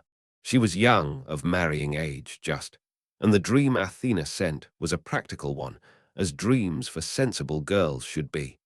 Your linens are a disgrace, and your wedding cannot be far off. Take the washing to the river in the morning. So at dawn the princess asked her father for the mule cart, not quite mentioning weddings, and her father, smiling, not quite mentioning that he understood. And off she went with her maids, a picnic, and the household laundry, down to the pools by the river mouth. They washed the clothes and spread them on the shingle to dry, and bathed and ate, and then, being girls on a beach on a warm morning with the chores done, they played ball, and a throw went wide into the river, and every one of them shrieked at once. And the shriek woke the thing under the olive bushes. Odysseus came out of the leaves like Homer's own comparison, a mountain lion out of the brush, naked as the sea had left him, salt-caked, crusted, wild, holding a leafy branch in front of himself for decency's sake, and every maid on that beach scattered down the shore screaming. Except one. Nausicaa stood her ground. Athena put the courage in her knees, the poem says, but the standing was hers. A girl alone on a beach, facing a wrecked wild man half again her size, and waited to hear what he would say. What he said is one of the most admired speeches in Homer, and it should be. A naked, starving castaway with nothing left in the world but his tongue, and with his tongue alone he had to cross the space between them without frightening her one step further. He did not approach. He chose, deliberately, to stay back and speak from a distance. And he began, "Are you a goddess or a mortal? If you are mortal, then your father and mother are blessed 3 times over, and your brothers, how their hearts must warm, watching you step into the dance. And happiest of all, beyond everyone, the man who will one day lead you home as his wife. Then, only then, the truth. I have been 20 days on the sea. I know no one in this country. Pity me. Show me the town. Give me a rag to wear. And may the gods grant you what your own heart longs for, a husband, a home, and one mind between you both, for nothing is stronger or finer than that. A man and a woman keeping a household with one heart. Their enemies grieve at it, and their friends rejoice, and they themselves know it best of all.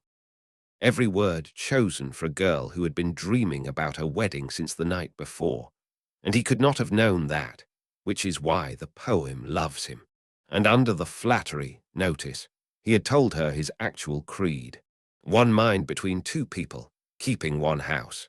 He was describing the thing he had crossed the world for. Nausicaa answered him with a dignity beyond her years. Stranger, you seem neither wicked nor a fool, called back her maids, scolded them for running, and gave orders. Bathe him, oil him, dress him. And when Odysseus came back from the river washed and dressed, with Athena setting grace on him like a craftsman washing silver with gold, the princess watched him coming up the beach, and said to her maids, quietly, the thing young women say quietly to their friends, I wish a man like that might be called my husband. Someone like that, living here. The poem lets that wish hang in the air, gently, and never mocks it, and never grants it. Hold it kindly, and let it go, as she will have to. She was, again, sensible. Ride behind the cart with the maids, she told him, until the town, then wait, and come in alone, and ask for the palace. And when you enter the hall, walk past the king. Go to my mother. Put your hands on my mother's knees. If she takes to you, you will see your home again. So he did, through the town at evening, wrapped by Athena in a sea mist, so no one would trouble him, past the harbour full of black ships, into a palace with bronze walls and gold and silver dogs at the door, hounds made by the god of smiths himself, deathless watchdogs that would never age. He crossed the firelit hall full of Phaeacian lords in mid-feast, appeared out of the mist at the queen's chair like an apparition, put his hands on her knees, made his plea, and then walked to the hearth and sat down in the ashes. A stranger, materializing out of thin air at dinner, asking for passage home, sitting in the ashes of the fire. The hall went silent, and then the oldest lord present spoke up, and the code of that world held. You do not leave a suppliant in the ashes. The king, his name was Alcinous, took the stranger's hand, raised him up, and seated him in the place of honor in his own favorite son's chair. And here the story enters its strangest, most delicate stretch. For a night and a day, the man whose name has driven every event of our telling is nameless. Alcinous never asks, the code again. Feed first, question later, and this king was courteous to a fault. The stranger eats and speaks well, and says only that he has suffered. The queen, sharp-eyed, quietly notices that the clothes he wears were made in this house, and gets the story of the river and the laundry, and approves of most of it. Alcinous, in fact, is so taken with his mystery guest that he says out loud, half to the hall, half to heaven, I don't suppose you'd care to stay. I have a daughter. There is a house and wealth in it for a man like you. And there it is one last time, the softest offer of the whole voyage, and the widest. Not a flower, not a goddess, but the whole honourable package. A young bride, a rich kingdom, a fresh start, a life. Every trap on this journey has been a version of home. This one even comes with a wedding. The nameless man declines so gracefully that no one is bruised, and the king, just as gracefully, promises him passage home instead, on a Phaeacian ship, wherever home should prove to be. The next day there were games in his honor, and a young Phaeacian athlete, annoyed by the guest's polite refusal to compete, sneered that he must be some merchant skipper, a profit-minded man, no athlete at all, and the stranger rose without taking off his cloak, picked up a throwing stone heavier than any the young men had used, and put it a full length past every mark on the field, and offered, pleasantly, to wrestle, box, or shoot against anyone present, naming archery as a particular specialty. There were no takers. The afternoon relaxed into dancing, at which the Phaeacians genuinely were the best in the world, and everyone's honor healed, and gifts were heaped on the guest, and the evening feast began. And the king called for the bard. His name was Demodocus, and he was blind, The muse, Homer says, had taken his eyes and given him sweet song, which is either a cruelty or a bargain depending on the day you ask. And men said Homer knew whereof he spoke. A boy led the old man in, and put the lyre in his hands. And Demodocus, knowing nothing, no one having told him anything, struck up the song the hall wanted, the greatest hits of the age. He sang of Troy. And of all the songs of Troy he might have sung, he sang the famous quarrel of Achilles and Odysseus. And in the place of honor, in the king's son's chair, the nameless guest pulled his sea-blue cloak up over his head so no one would see his face, and under the cloak he wept. Each time the song paused he wiped his eyes and lowered the cloak and made himself pleasant. Each time it resumed, the cloak came up. No one noticed, no one but the king, seated beside him, who heard the small sounds and courteously, immediately, called for the dancing instead, and let it pass. But late in the evening, the guest himself sent a cut of honor meat to the blind singer with his compliments. Singers deserve honor from every man alive, he said, for the muse loves them, and then made a request. Sing the horse, he said, the wooden horse that Odysseus brought to the gates. So you will hear it as that hall heard it, from a blind man who was never there and got everything right. The strangest and truest way a war story is ever told. Demodocus sang how the Greeks burned their own camp and sailed away, and how they left a horse of wood, tall as a temple, standing on the empty shore. How the Trojans dragged it inside their own unbreakable walls with their own hands, and argued all day around it. Cut it open, said some. Burn it. Throw it from the rocks. And others know it is sacred, an offering to the gods, and the gods let the arguing fall the way the city's doom required. How night came down on Troy, celebrating the end of 10 years of war, and how the picked men of the Greeks, who had been folded all that time in the wooden dark, in the belly of the horse, in the middle of the enemy city, hearing the feast through the planks, breathing slowly, commanded by Odysseus, came down a rope into the sleeping streets and opened the gates to the returned fleet.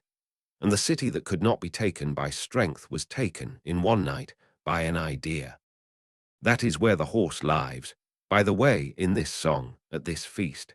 The poem of the voyage never shows it directly.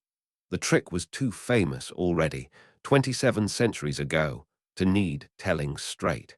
You receive it the way the Phaeacians did, second hand, by firelight, from the blind, with its author sitting in the audience with his cloak over his head.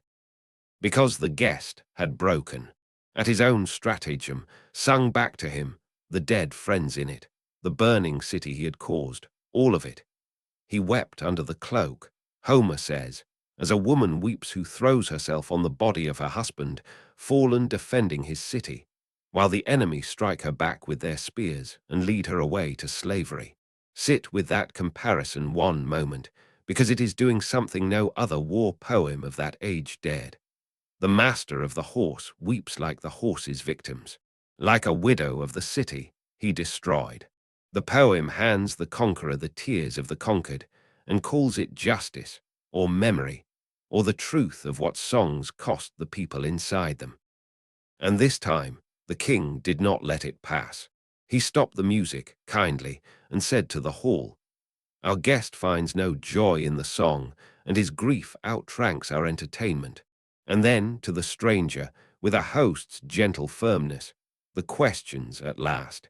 "Tell us your name, the name your father and mother call you. Tell us your country, so our ship may think its way there. And tell us why Troy makes you weep. Did you lose kin under those walls? A friend, for a wise friend, is no less than a brother." Silence in the bronze hall. The fire settling. Every face turned to the man in the place of honor. This nameless, cloak-shadowed, stone-throwing, story-haunted castaway who had appeared out of the sea mist 2 nights before. And he lowered the cloak and gave them the most famous self-introduction in all of literature. "I am Odysseus, son of Laertes, known to all the world for my cunning. My fame has reached the sky. My home is Ithaca, clear seen from far off, a rugged land, but a good nurse of men. And I know nothing sweeter than a man's own country.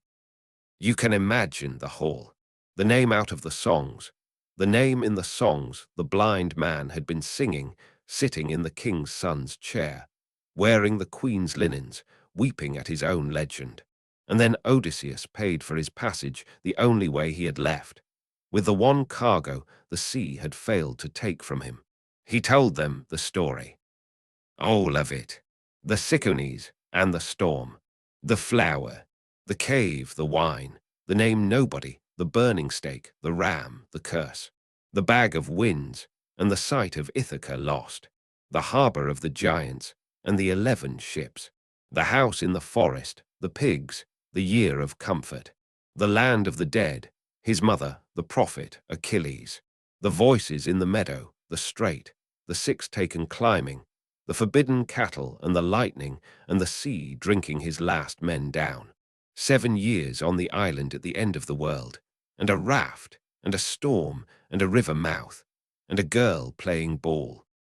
Everything you have heard tonight, the Phaeacians heard that night, from the man himself, by firelight, in a silence so complete that when he paused, Homer says, the hall sat spellbound through the shadowy halls, and no one moved.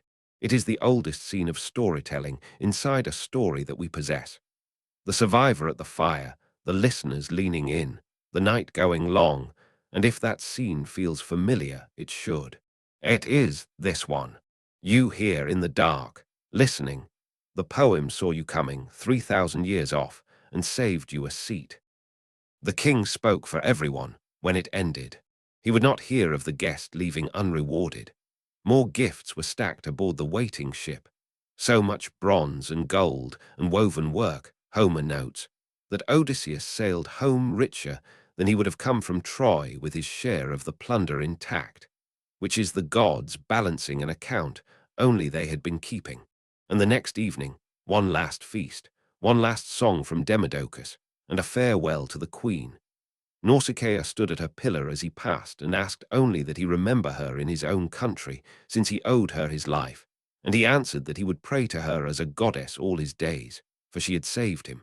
And the poem, having been perfect with her twice, lets her go. The Phaeacian crew spread their bedding for him on the deck of the black ship. And here Homer does something quietly astonishing. The hero of the great sea voyage crosses his final sea asleep. He lay down, and a sleep fell on his eyelids, deep, sweet, unwaking, most like death. The poem says, and the marvelous ship ran the whole night sea faster than a hawk, cutting the swells with a bow wave gleaming under the stars, carrying, Homer pauses to say, a man with a mind like the gods, who had suffered heart-wearying pains through all his years of war and waves, and now slept, unremembering, while the last of the distance poured away beneath him. They made land in a hidden Ithacan cove before dawn, and the Phaeacian sailors, knowing their passenger, honoring his sleep, did not wake him. They lifted him, bedding and all, and laid him gently on the sand of his own island, still sleeping, stacked the treasure by an olive trunk out of the roadside, and pulled away silent on their oars. 20 years, 600 men, 12 ships, 3,000 miles of monsters and gods and dead friends and lost time. And the homecoming itself, the actual arrival, the single moment every mile of it had aimed at, happened in his sleep. He did not see the coastline rise. He did not wade ashore. The most homesick man in the history of the world came home the way a child is carried from a cart to a bed, and knew nothing. He woke alone at sunrise on a beach he did not recognize. Athena had thickened a mist over the shore for her own good reasons, and the first thing the king of Ithaca did on the soil of Ithaca after 20 years was fail to know it. He looked around at the fog and the unfamiliar rocks, and cried out that the Phaeacians had cheated him, dumped him on some foreign shore, and then counted his treasure to see what they'd stolen. Nothing. Every tripod, every cloak, all of it, stacked neatly by a stranger's olive tree, robbed of nothing except, apparently, his destination. Give the poem its smile here. It has waited 3,000 lines for this joke, and it is a gentle one. Home, at last, is the one island in the wide world he cannot name. The mist thinned. A young shepherd came down the track, a princely-looking boy, and Odysseus, wrecked, alone, and unarmed next to a fortune, did what 20 years had trained into his bones. He lied, asked what country this was, and told the shepherd he was a fugitive out of Crete, a killer on the run, put ashore here by passing sailors, a whole life, invented wet from the sea, seamless, on the spot. And the shepherd smiled, and grew tall and grey-eyed, and became Athena. You are incorrigible, she told him, her favourite, caught in the act, complimented for it. Any other man home from wandering would run straight to his hall to see his wife and children. Not you. Schemer. We are alike, you and I am famous among the gods for exactly what you are famous for among men. And I could never desert you. You are so persuasive, so quick, so self-possessed. Then she burned off the mist with a word. And there it was. The harbour of the old sea-god. The long ridge of the mountain, forested, exactly where it had stood in 20 years of dreaming. The cave of the nymphs, where he had prayed as a young man. Ithaca, clear seen, rugged, a good nurse of men, real, and lit with morning and his. Odysseus, king of it, went down on his knees and kissed the ground. Then goddess and man sat together against the olive tree, with the treasure hidden in the cave beside them, and turned as one, the poem's two great tacticians, shoulder to shoulder at last, to the problem of the house. She told him what waited in his hall. Better than 100 armed young men, 3 years entrenched, eating his kingdom and courting his wife, with murder already planned for his son. Sail in openly, as Agamemnon did, and Ithaca would bury its king by nightfall. So, no trumpets, no name, the name that toppled Troy, would enter its own house last of all. She touched him, and the touch withered him. Shoulders bowed, skin creased into an old man's, the bright eyes dimmed, the fine Phaeacian clothes turned to smoke-grimed rags with a strap for a wallet full of nothing. The sacker of cities stood on his own island, looking like the beggar at every door in the world. Go first, she said, to the pig farm, to the swineherd. Of all your household, trust him. Stay there. I will fetch your son home from Sparta. And so the last movement of the story begins the way the great returns always seem to. Not with an army at the gates, but with an old tramp on a mountain path, leaning on a stick, climbing through his own woods toward the smell of a pig fire, owning everything in sight, and about to beg at the first door of it. Chapter 11. The Beggar at the Door. The swineherd's name was Eumaeus, and he is one of the reasons this poem has lasted. A slave stolen as a child by pirates, sold to Laertes, raised almost as family, who had spent 20 years faithfully fattening pigs that the suitors ate by the dozen, hating every delivery, loyal to a master he was certain was dead. When the ragged old stranger appeared at his gate, the dogs went for him, and Eumaeus beat them off, and then did without hesitation the thing his world held sacred. He brought the tramp inside, spread his own bedding for him, and killed 2 of his precious young pigs for the stranger's dinner, apologizing that suitors got the fat ones. Eat, old man, he said. It's little enough, but it's given gladly. Strangers and beggars come from Zeus.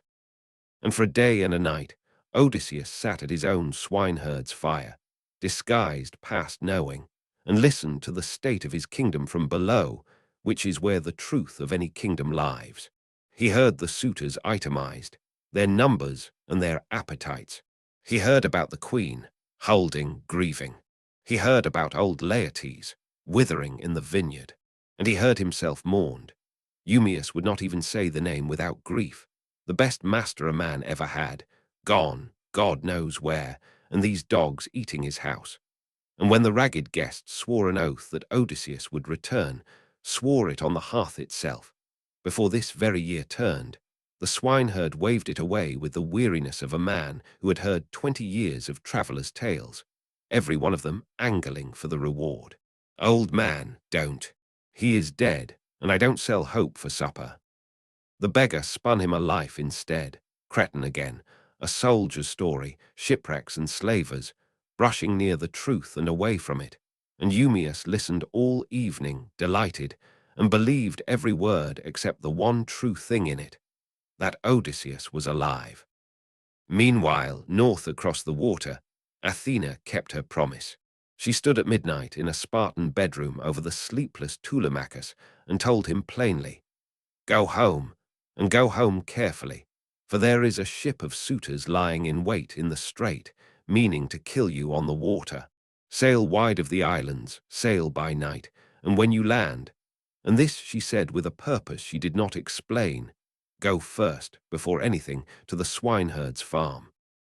So the sun threaded the ambush in the dark, unseen. The suitors' assassins rode at anchor watching an empty sea, and beached at dawn, and came up the mountain path with his spear in his hand. And the dogs that had gone for the beggar went to Telemachus wagging, and Eumaeus dropped the wine bowl and wept over the boy like a father whose only son has come back from the dead, 10 years feared lost. And through all of it, by the fire, an old tramp sat quietly, watching the young man duck in through the low door, watching his son, grown, armed, alive, standing an arm's length away, offering the stranger his seat with a prince's courtesy. "No, sit, old friend, we'll manage." And Odysseus rose from that seat, and had to be pressed back into it by his own boy's hand on his shoulder, and had to say thank you, and had to keep his face still, and did. Eumaeus was sent down to the palace with a message for Penelope, quietly, to her only. "Your son is home." And the moment the swineherd was out of sight among the trees, Athena stepped through the gate, visible to Odysseus and the dogs and no one else, and touched the beggar with her golden wand. And the rags fell away, and the years fell away, and the man who turned back to face his son was tall and bronzed and dressed like a king, and Telemachus, who had grown up on this exact daydream and could not now afford to believe it, backed away and called him a god. "No god," said Odysseus, and the line he says next has outlived empires. "I am your father, on whose account you have grieved and suffered and taken the abuse of men." And he kissed his son, and wept he first. 20 years of held tears going at last, and Telemachus, once the last disbelief cracked, threw his arms around his father's neck, and Homer reaches for the strangest, truest comparison in the poem. They cried out together like birds, like ospreys robbed of their nestlings before the young could fly. Two grown men, king and prince, keening in a pig's shed like plundered birds, for the nest was robbed. That is the exactness of it. The nestling years were gone, unlivable now forever. No small boy on those shoulders, no first hunt, nothing between the infant on the wharf and the armed man in the doorway. They wept, the poem says, until sundown would have found them weeping, had the sun not finally asked the sailor's question, "What ship brought you?" Because there is always, at last, the practical world. And the practical world was this: 2 men, 1 house, 108 enemies. They counted them that evening like a bill coming due. Telemachus knew the roster by heart, island by island. 52 from one isle, 24 from another, 20 from Ithaca itself, a dozen more besides, plus servants, against a father, a son, and whatever loyalty 20 years had not corroded. It was, on its face, a death sentence, and Telemachus said so. And his father's answer was the whole rest of the story in miniature. "We will have Athena and Zeus.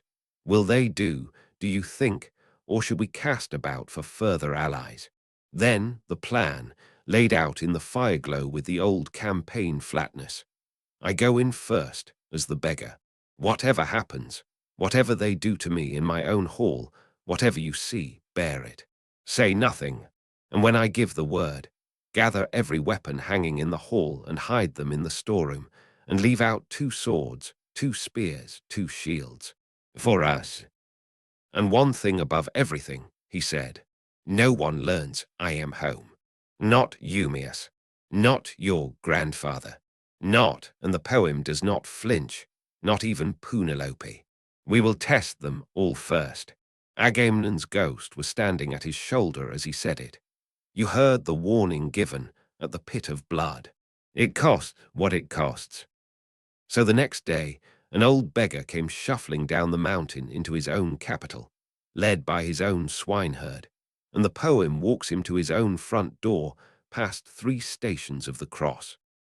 First, on the road, his goatherd, Melanthius, a name to hold on to, driving the pick of the flocks down to feed the suitors, sleek with 3 years of collaboration. He saw the tramp and jeered, and then, drawing level, kicked the beggar off his own road, on his own island, and swaggered on to sit with the suitors.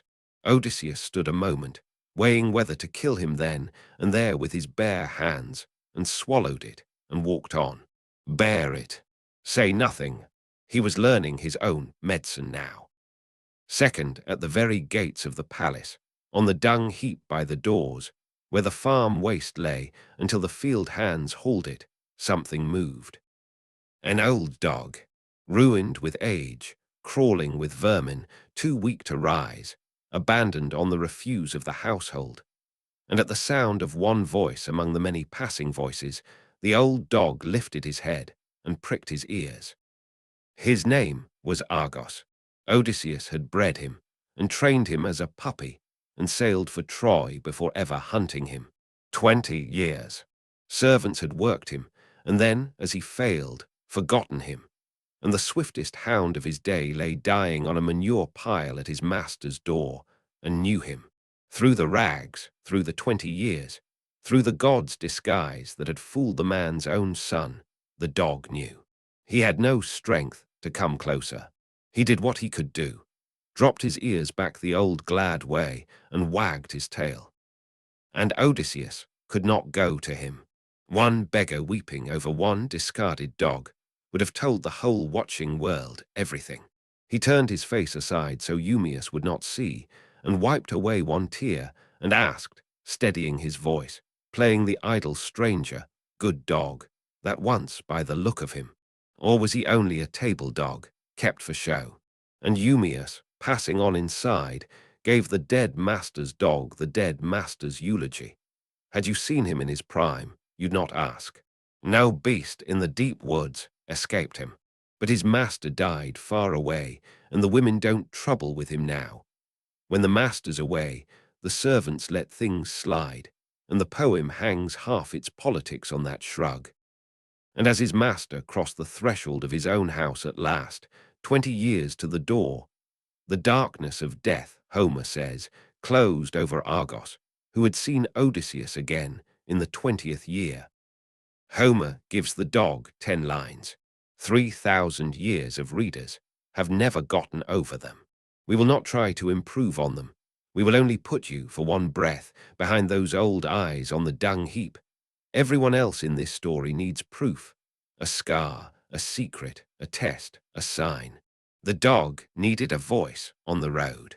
Love, in this poem, is the thing that recognizes, and the purest recognition in it was spent on a creature who could tell no one, and asked for nothing, and waited only exactly long enough. Inside the 3rd station, the hall itself. His hall. Full. 108 young men at his tables, roaring, dicing, carving his herds, commanding his servants under his roof beams. And into that, Din shuffled the owner with his palm out. He went man to man down his own tables, begging crusts, and Athena's purpose in it was surgical. Let him learn them one by one, which of them had a scrap of decency at the bottom, and which were rotten through, because a reckoning was coming, and the poem wants it said plainly. Even now, the reckoning was measuring each man separately. Some gave, some ignored him.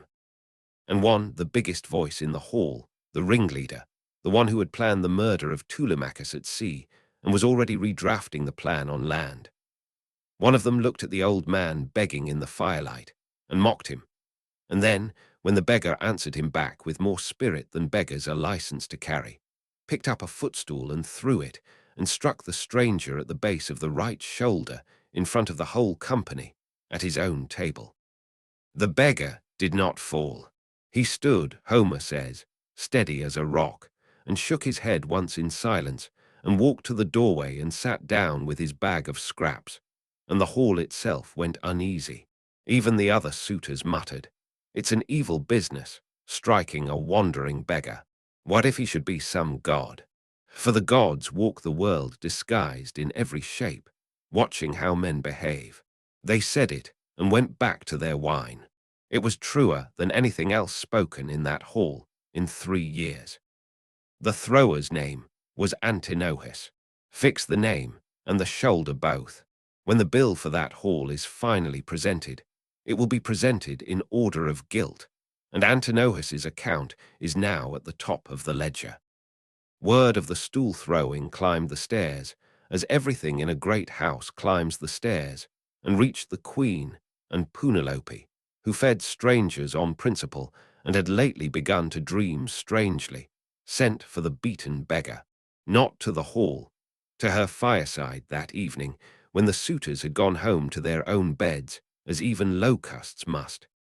And so, at last, in the 20th year, in the firelight of the upper room, the poem sets them face to face. Penelope and Odysseus, wife and husband, 20 feet and 1 disguise apart. We will not pretend to know what she knew. Homer does not say, he shows, and lets you wonder, and scholars have wondered for 3,000 years. What he shows is this. She questioned the stranger, "Who are you? Where from?" And the stranger begged off his own history, saying it was all grief, and asked instead about hers. And the queen of Ithaca opened her 20 years to a tramp in rags at her fire, the suitors, the siege of her days, and the loom. She told him the loom trick herself, complete, with a craftswoman's pride and a prisoner's bitterness. 3 years I kept them off with a web, and the 4th year a serving girl betrayed me, and now I have no more tricks, and my parents press me to choose, and my son is grown and needs his inheritance unbeggared, and the marriage I have refused for 20 years is standing at the door. You have heard tonight what her husband did with wax, and amassed against voices no man resists. Now weigh her against him. Alone, with no goddess at her elbow, no crew to bind her, no prophecy promising land. She rigged her loom against 100 men, and held her straight for 3 full years. And when the trick broke, held anyway with nothing. The poem pairs them deliberately, the schemer and the schemer, one mind in 2 rooms. And if anyone ever asks you why Odysseus refused eternity with a goddess, the answer was sitting at that fire, telling her stratagem to a beggar. Then the beggar paid for his supper with hope. He built her a cretin tale with her husband in it, placed him, dated him, described the very brooch on his cloak and the tunic that gleamed like dried onion skin. Details only a man who had truly hosted Odysseus could know, because the man inventing them was wearing the memory of them. And Penelope wept at her fire for her husband, who was sitting beside her, Homer says, and Odysseus pitied his weeping wife, and kept his eyes like horn or iron, unmoving in his lids, and let her cry. The cruelest kindness in the poem. The test was not finished. Nothing could be risked. He told her, oath upon oath, that Odysseus was near, alive, ashore on his way, within this very waning of the moon, and she answered as Eumaeus had answered, with the scar tissue of 2 decades. "Ah, old man, if only. But it will not happen," and offered him a bath and a proper bed. He would take no bath from the young maidservants, the suitors' favorites, some of them.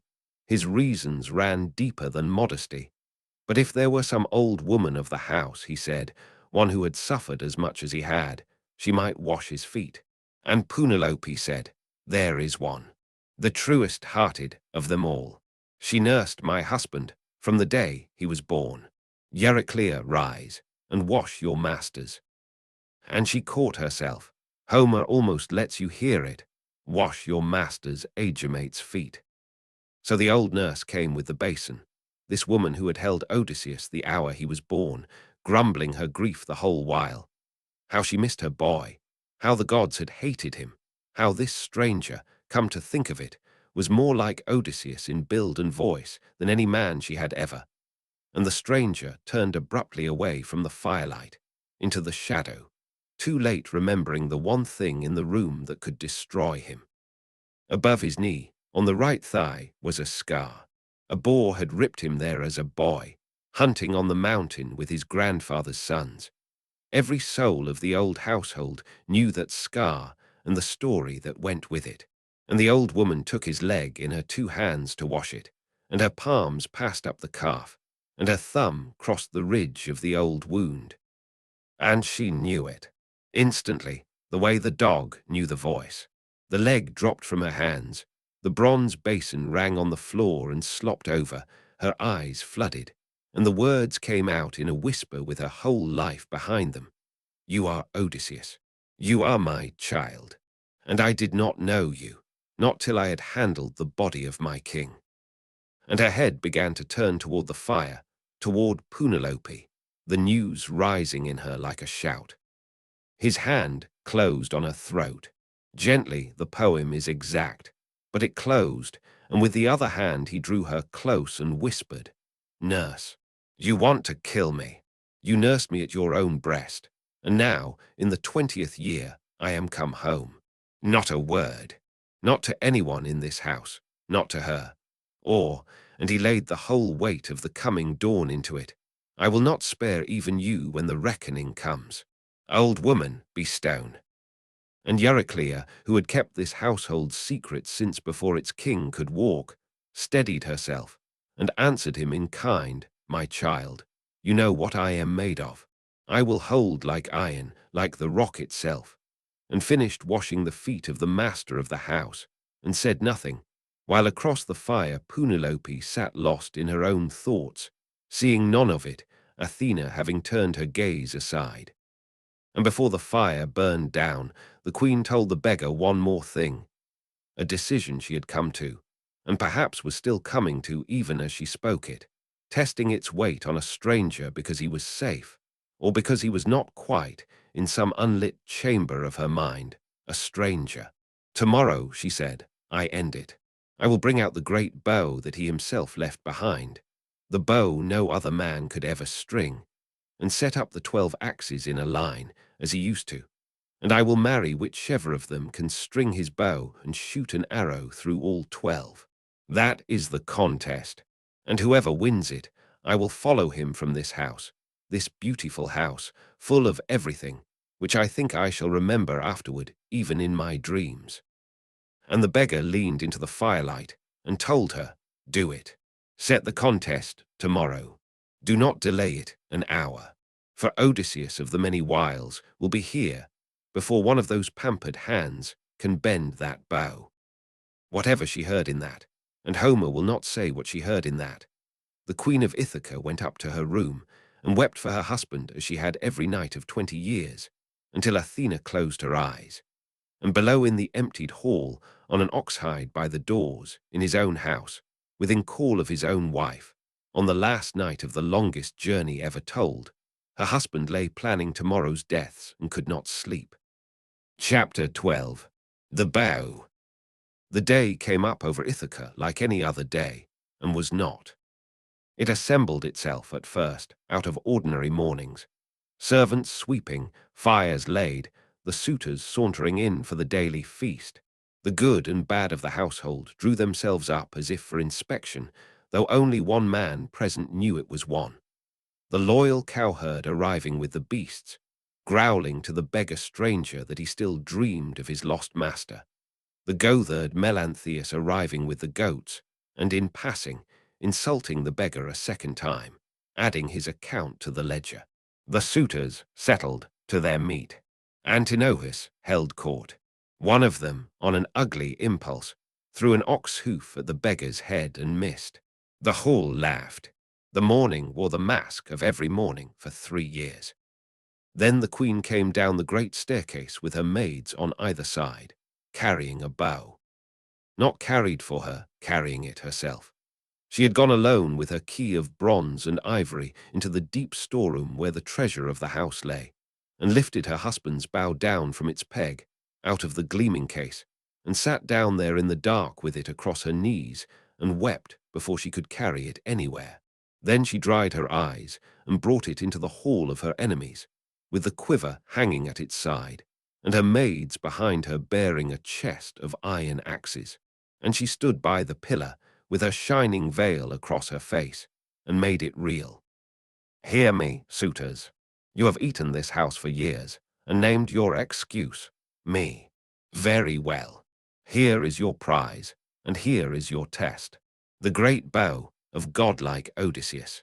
Whoever among you strings it most easily, and shoots one arrow through all 12 axes, him I will follow. Away from this house I was a bride in, which I will remember in my dreams. And she had Eumaeus carry the bow down the hall, and set it in front of them, the swineherd weeping openly as he carried it, the cowherd weeping at the sight of it, Antinous jeering at them both for crying, though the poem notes he had private thoughts about his own chances and appetites beyond the bow. Telemachus planted the axes, dug the trench down the hall floor himself, set the 12 iron heads in a dead straight line, a line, men marveled, no one had ever taught him, and then, laughing a strange laugh, claimed first try at his own father's bow. Why not? Win, and my mother stays. 3 times the boy bent it, and 3 times it mastered him, and on the 4th pull it was coming, it was truly coming. Homer says he would have strung it. And across the hall his father, beggared by the door, moved his head. No. And the son, obedient over the hardest inch of his young life, let the great bow spring straight, and propped it against the door, and sat, announcing himself too weak, too young. Let better men try. So the better men tried. All day, in order round the hall, the flower of the island's nobility took their turn at the bow of Odysseus, and the bow of Odysseus declined them all one to start. Then Antinous, canny, ordering it warmed and greased with tallow, buying time and trying last. Then man after man, straining until their shoulders shook, and the stubborn horn would not come. The 2 ringleaders alone remained. The lesser of them heaved at it until he cried out in real anguish the truest thing any suitor ever said. It is not the marriage I grieve for. There are other women in Greece. It is that we are proved so far beneath Odysseus that his own bow disdains us. Generations, unborn, will hear of it. And Antinous, smooth to the last, declared the day unlucky. It was, he reminded them, a feast day of the archer god, who strings bows on Apollo's feast. Tomorrow, sacrifice, and fresh tries. The hall, relieved, agreed, and turned to its wine. And a voice from the doorway asked, mildly, if a beggar might feel the famous bow. Just to hold, just to learn whether any strength was left in these old arms.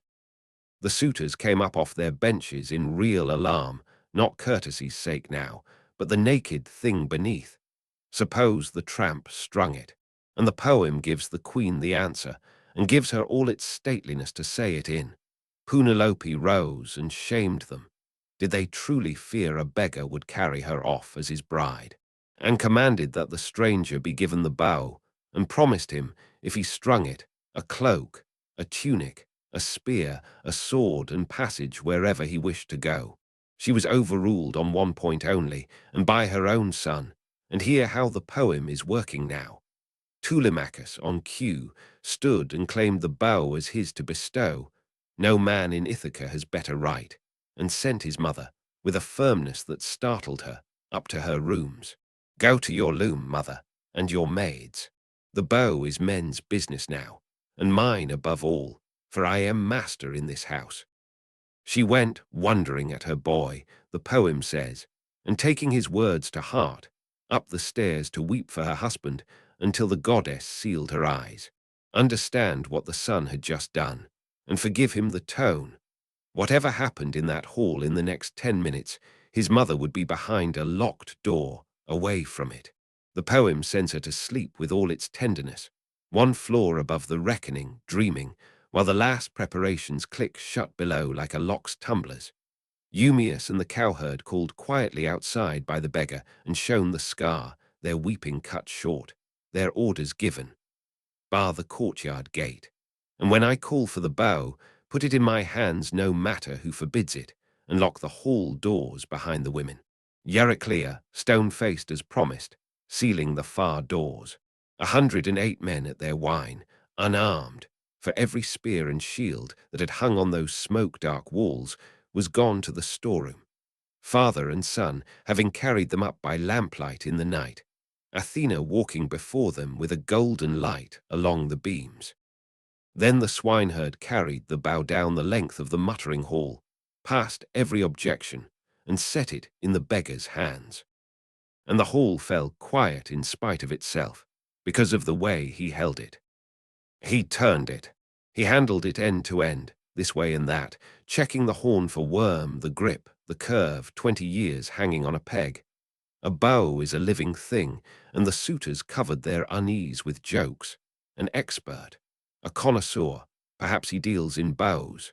And Homer, holding the whole world still for one heartbeat before it breaks, reaches for the exact image, the one the poem has been keeping in its case, as long as Penelope kept the bow. As a singer, he says, a man skilled in the lyre stretches a new string easily round its peg, and makes the gut fast at either end.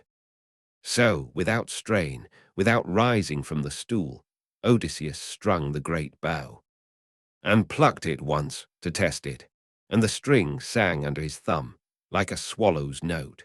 And overhead, out of a clear sky, Zeus thundered, one crack, and the colour went out of every suitor's face at once, and the grey old beggar by the pillar picked up the one arrow lying loose on the table, laid it across the bridge of the bow he did not need to stand to draw, drew it sitting, sighted down his own hall, and sent it through all 12 axes, front to back, clean. Silence, of the kind that has a hum in it, and the beggar spoke to the son standing armed at his shoulder. Well, the stranger, it seems, does not disgrace you. My strength is untouched, whatever these gentlemen say of me. And now, while the light lasts, it is time to serve these lords their supper. And he nodded once, and Telemachus drew his sword, and came to stand beside his father's chair. And Odysseus, king of Ithaca, stood up in the doorway of his own hall and stripped the rags away. Chapter 13. The Reckoning. He leaped to the great threshold with the bow in his hand, and the quiver spilled at his feet, and gave the hall his name at last, not the name, the deed. You dogs, you never thought I would come home from Troy. So you ate my house bare, and courted my wife while I lived, and feared neither the gods above nor any man's judgment after. And now the cords of death are made fast around you all. They looked for the doors. The doors were shut. Antinous never even heard the speech's end. He was lifting a golden cup, two-handled, full, wine at his lips, death nowhere in his thoughts. For who imagines that one man, however strong, will open a fight against 100? And the arrow took him through the throat, and the cup rang on the stones, and the first and worst of them was down before any man in the hall understood the day had turned. The account presented, as promised, in order of guilt. Then understanding arrived, and with it the scramble, and the discovery, wall by bare wall, that the weapons were gone. One suitor, the smooth second ringleader, tried words. Antinous alone was to blame, and Antinous is dead. Spare the rest, and we will repay everything 20 times over. And the answer came back with the bow already bending. Not for your whole inheritances. Fight or run. There is no third door.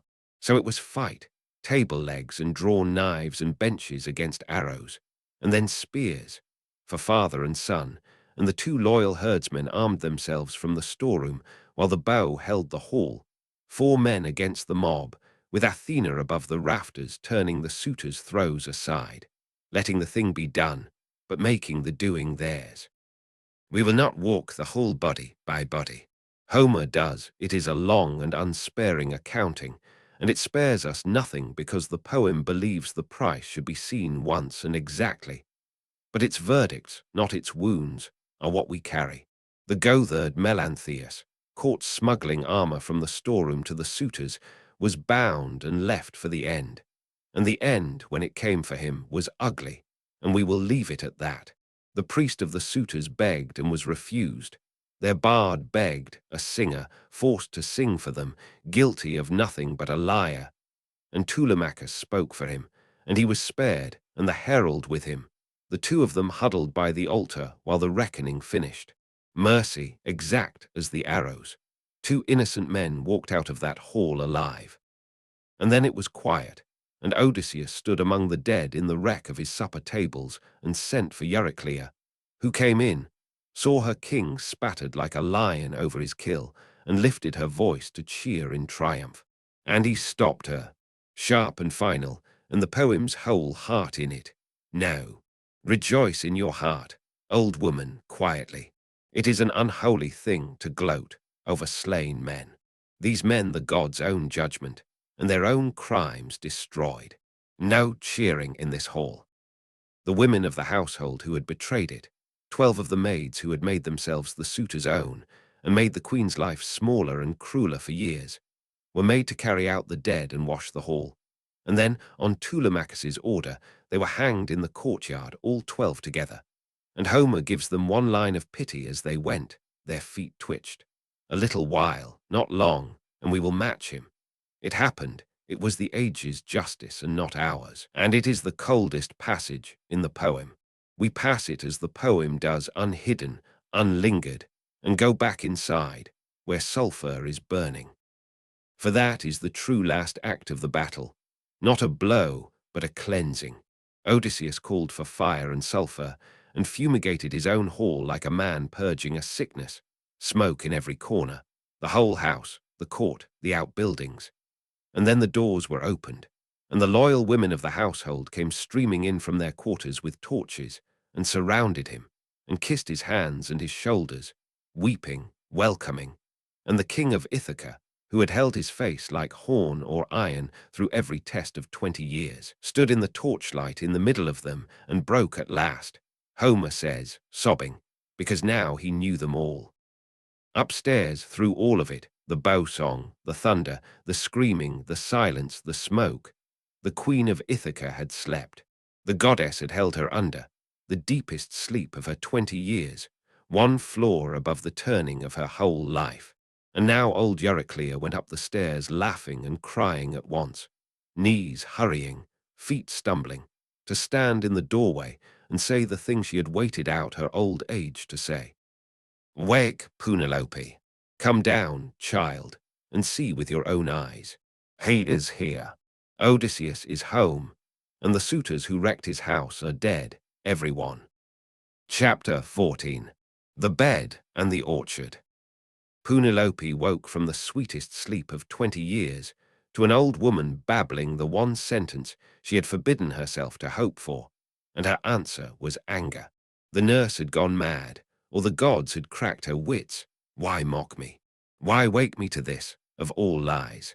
20 years of travelers' tales had taught the queen exactly what hope was worth, and she had built her sanity on refusing it.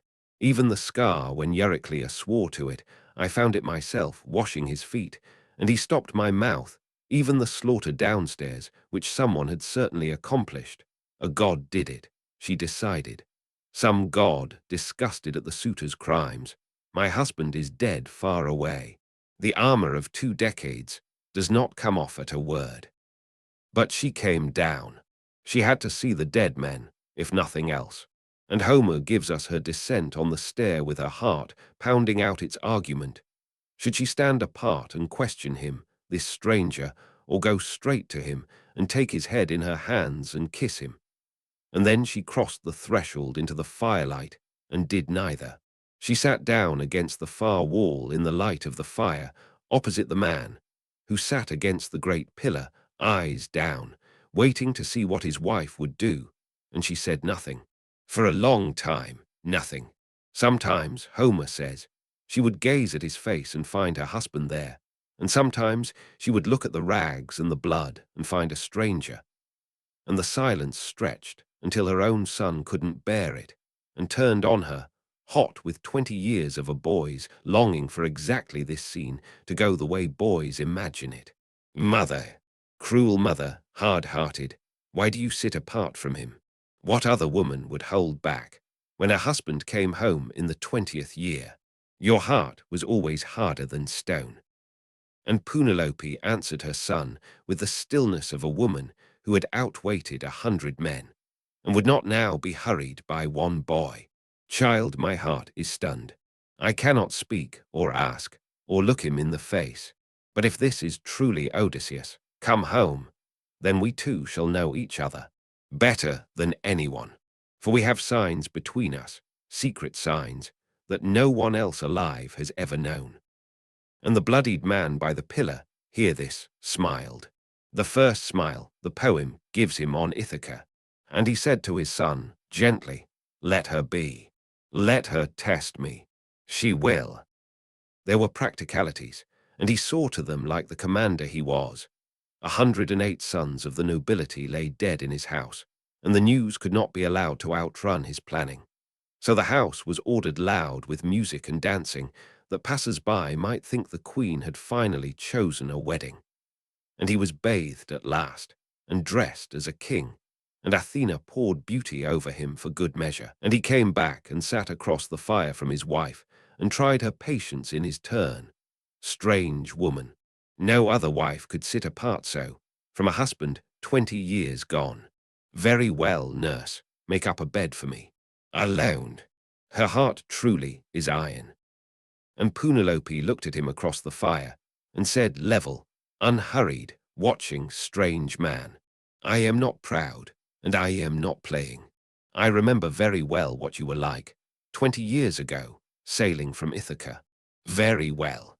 Euryclea, and here it came, the arrow through the 12 rings of 20 years, make up his bed for him. The big bed, his own bed. Move it out of our bedchamber for him, out past the wall, and spread it deep with fleeces and coverlets. Move the bed. 4 words, laid down as gently as a snare is laid.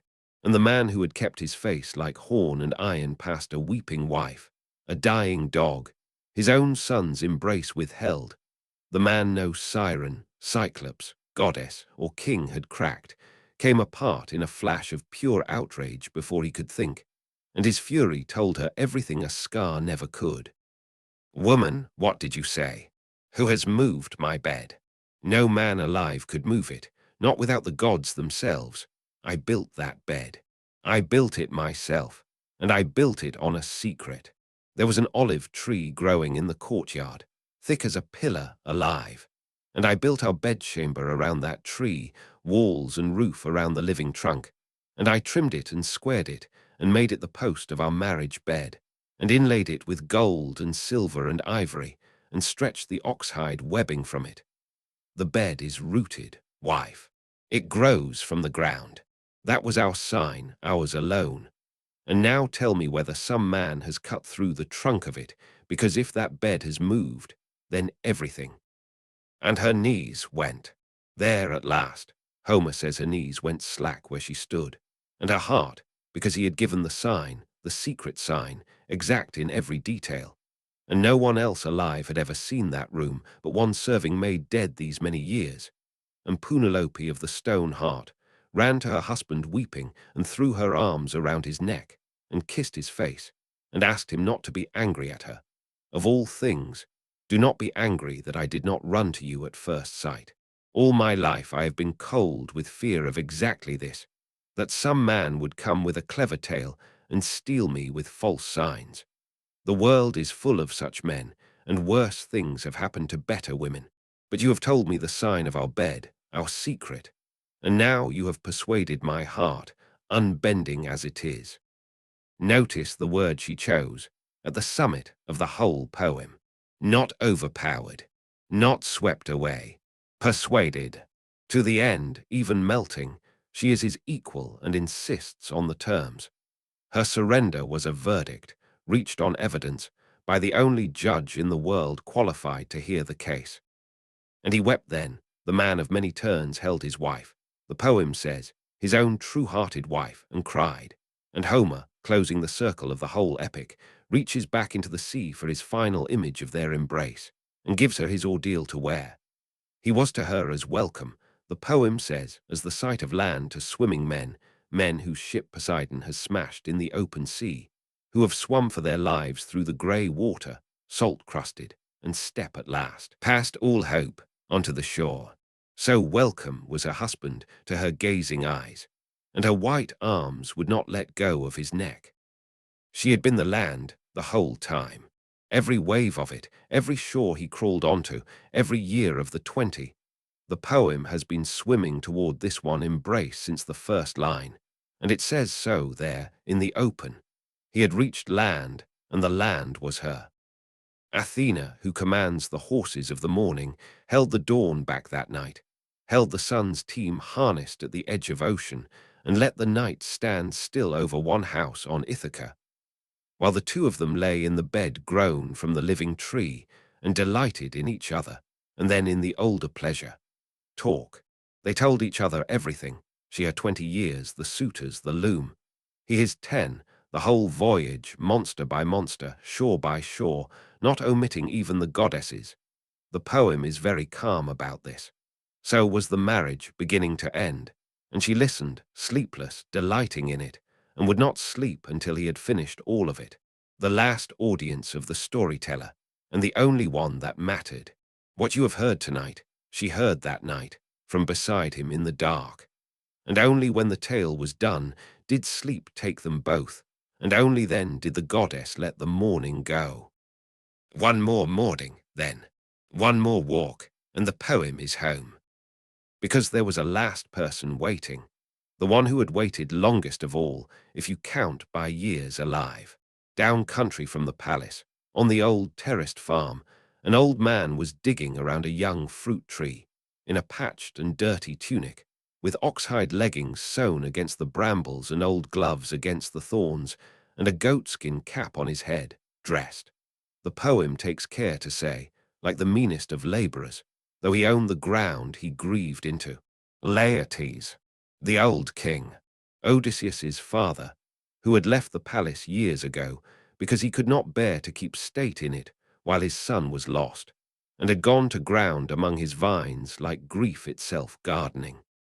And Odysseus, watching from the gate, with the day one, the kingdom back, every reason for disguise dead in his hall, hesitated. And then, one last time, could not help himself. He tested. Some habits are 20 years deep, some are the man entire. He approached as a stranger, admired the old labourer's orchard keeping. Every vine, every fig, every pear in perfect order, old man. Only you yourself go untended. And asked, as if idly, after the master of the island. He had once hosted a man from here years back, the son of one Laertes. And the old man's face went down into the dust, and he groaned from the bottom of his life, and took up 2 fistfuls of dirt, and poured them over his own grey head. For the stranger's kindness meant his son was truly a stranger's memory now, unburied somewhere, unwept by his mother, unwept by his father, dead. And that, at last, broke the son as no monster had. The game died in his throat. He caught the old man in his arms, and said it plain, "Father, it's me. I am he home, in the 20th year. Stop weeping." And when Laertes, wary as his whole family, as his son's own wife, demanded a sign, the scar came first, the boar, the hunt on the mountain. But scars can be described, and the old man's eyes stayed searching. Odysseus gave him the other proof, the one no impostor on earth could counterfeit, and it is the loveliest inventory in Greek. The trees. Come, I will tell you the trees of this orchard, the trees you gave me. I was small, following you down these rows, asking for everything I saw, the way children do, and you named them and gave them to me, one by one. 13 pear trees you gave me, and 10 apple trees, and 40 fig trees. And you promised me 50 rows of vines, down there, each ripening in its own time, when I was grown. Not the bow, not the scar, not the name that reached the sky. The final proof of Odysseus, the deepest identification the poem can imagine, is a child's memory of walking behind his father being given fruit trees, and it worked as the bed had worked. The old man's knees went slack, and his arms went around his son's neck, and he fainted with joy in the middle of his orchard, and came to holding him, crying out that the gods still lived. That is where the poem chooses to set its reunion of father and son, not in a throne room, but in the dirt, among growing things planted before Troy was ever burned, and bearing still. The bed was built on a living tree. The kingdom, it turns out, was too. Some things tended hold. There is a little more, and Homer does not skip it, so neither will we. The families of the 108 came armed for vengeance, as families will, and there was very nearly one war too many. Old Laertes, of all men, with Athena's fire in him, cast the first spear of it and killed the dead ringleader's father. And then the goddess herself stood up between the lines in her own shape and ended it with a shout. Ithacans, stop. Stand apart. No more blood. And Zeus sealed it with a thunderbolt down the middle of the sky, and both sides dropped their weapons where they stood gladly. The poem says, for they were weary of it, all of it, everyone, 20 years of it, and oaths of peace were sworn for the years to come, the goddess herself standing surety. That is the actual final scene of the Odyssey, not a kiss, but a peace. The blood feud, which in any true accounting runs forever, simply commanded to stop, so that one island, at least at the far edge of one poem, could be done with war. And on that ordered peace, mid-breath almost, the oldest adventure in the world ends, and lets its people go. Let them go, then, but slowly, the way the ship left the harbor. Look back once, the way you look back at a coastline. An island, far down in the dark of the Ionian Sea. A house on it, quiet now, the great hall scrubbed and smoked clean, the tables righted. In the courtyard, the mound of a good dog, if the king had any justice in him, and we may trust by now that he did. Down the country lanes, an orchard where an old man sleeps warm in the house of his son, done grieving. A young man asleep with a sword by his bed, who no longer needs it there, who followed his father into the one battle that gave him back the 20 years. No, nothing gives back the 20 years. Who stood beside his father, then, which is the thing that can still be had, and had it. And at the center of the house, a room no stranger has ever seen, built long ago around a living olive tree by a young man who could make anything, a door, a raft, a horse, a name, a way home, and in the bed that grows out of the ground of Ithaca, the two cleverest people in the ancient world, asleep in each other's arms, with nothing left to test. The sea is still out there. He knows it, the oar is waiting, and the old god of the water is owed his walk inland, some year, some spring, but not tonight, and by the prophet's word even that road ends gently, in peace made and a return, and at the very last, an old man in sleek old age, death coming to him softly, off the sea or far from it, with his people prosperous around him. The worst thing his future holds is a calm death at the end of a long happiness. Very few of us are promised as much, and he has it in writing from the dead. So the lamp in the upper room is out at last, not from despair this time, just blown out, the ordinary way at the ordinary hour, by a woman going to sleep next to her husband.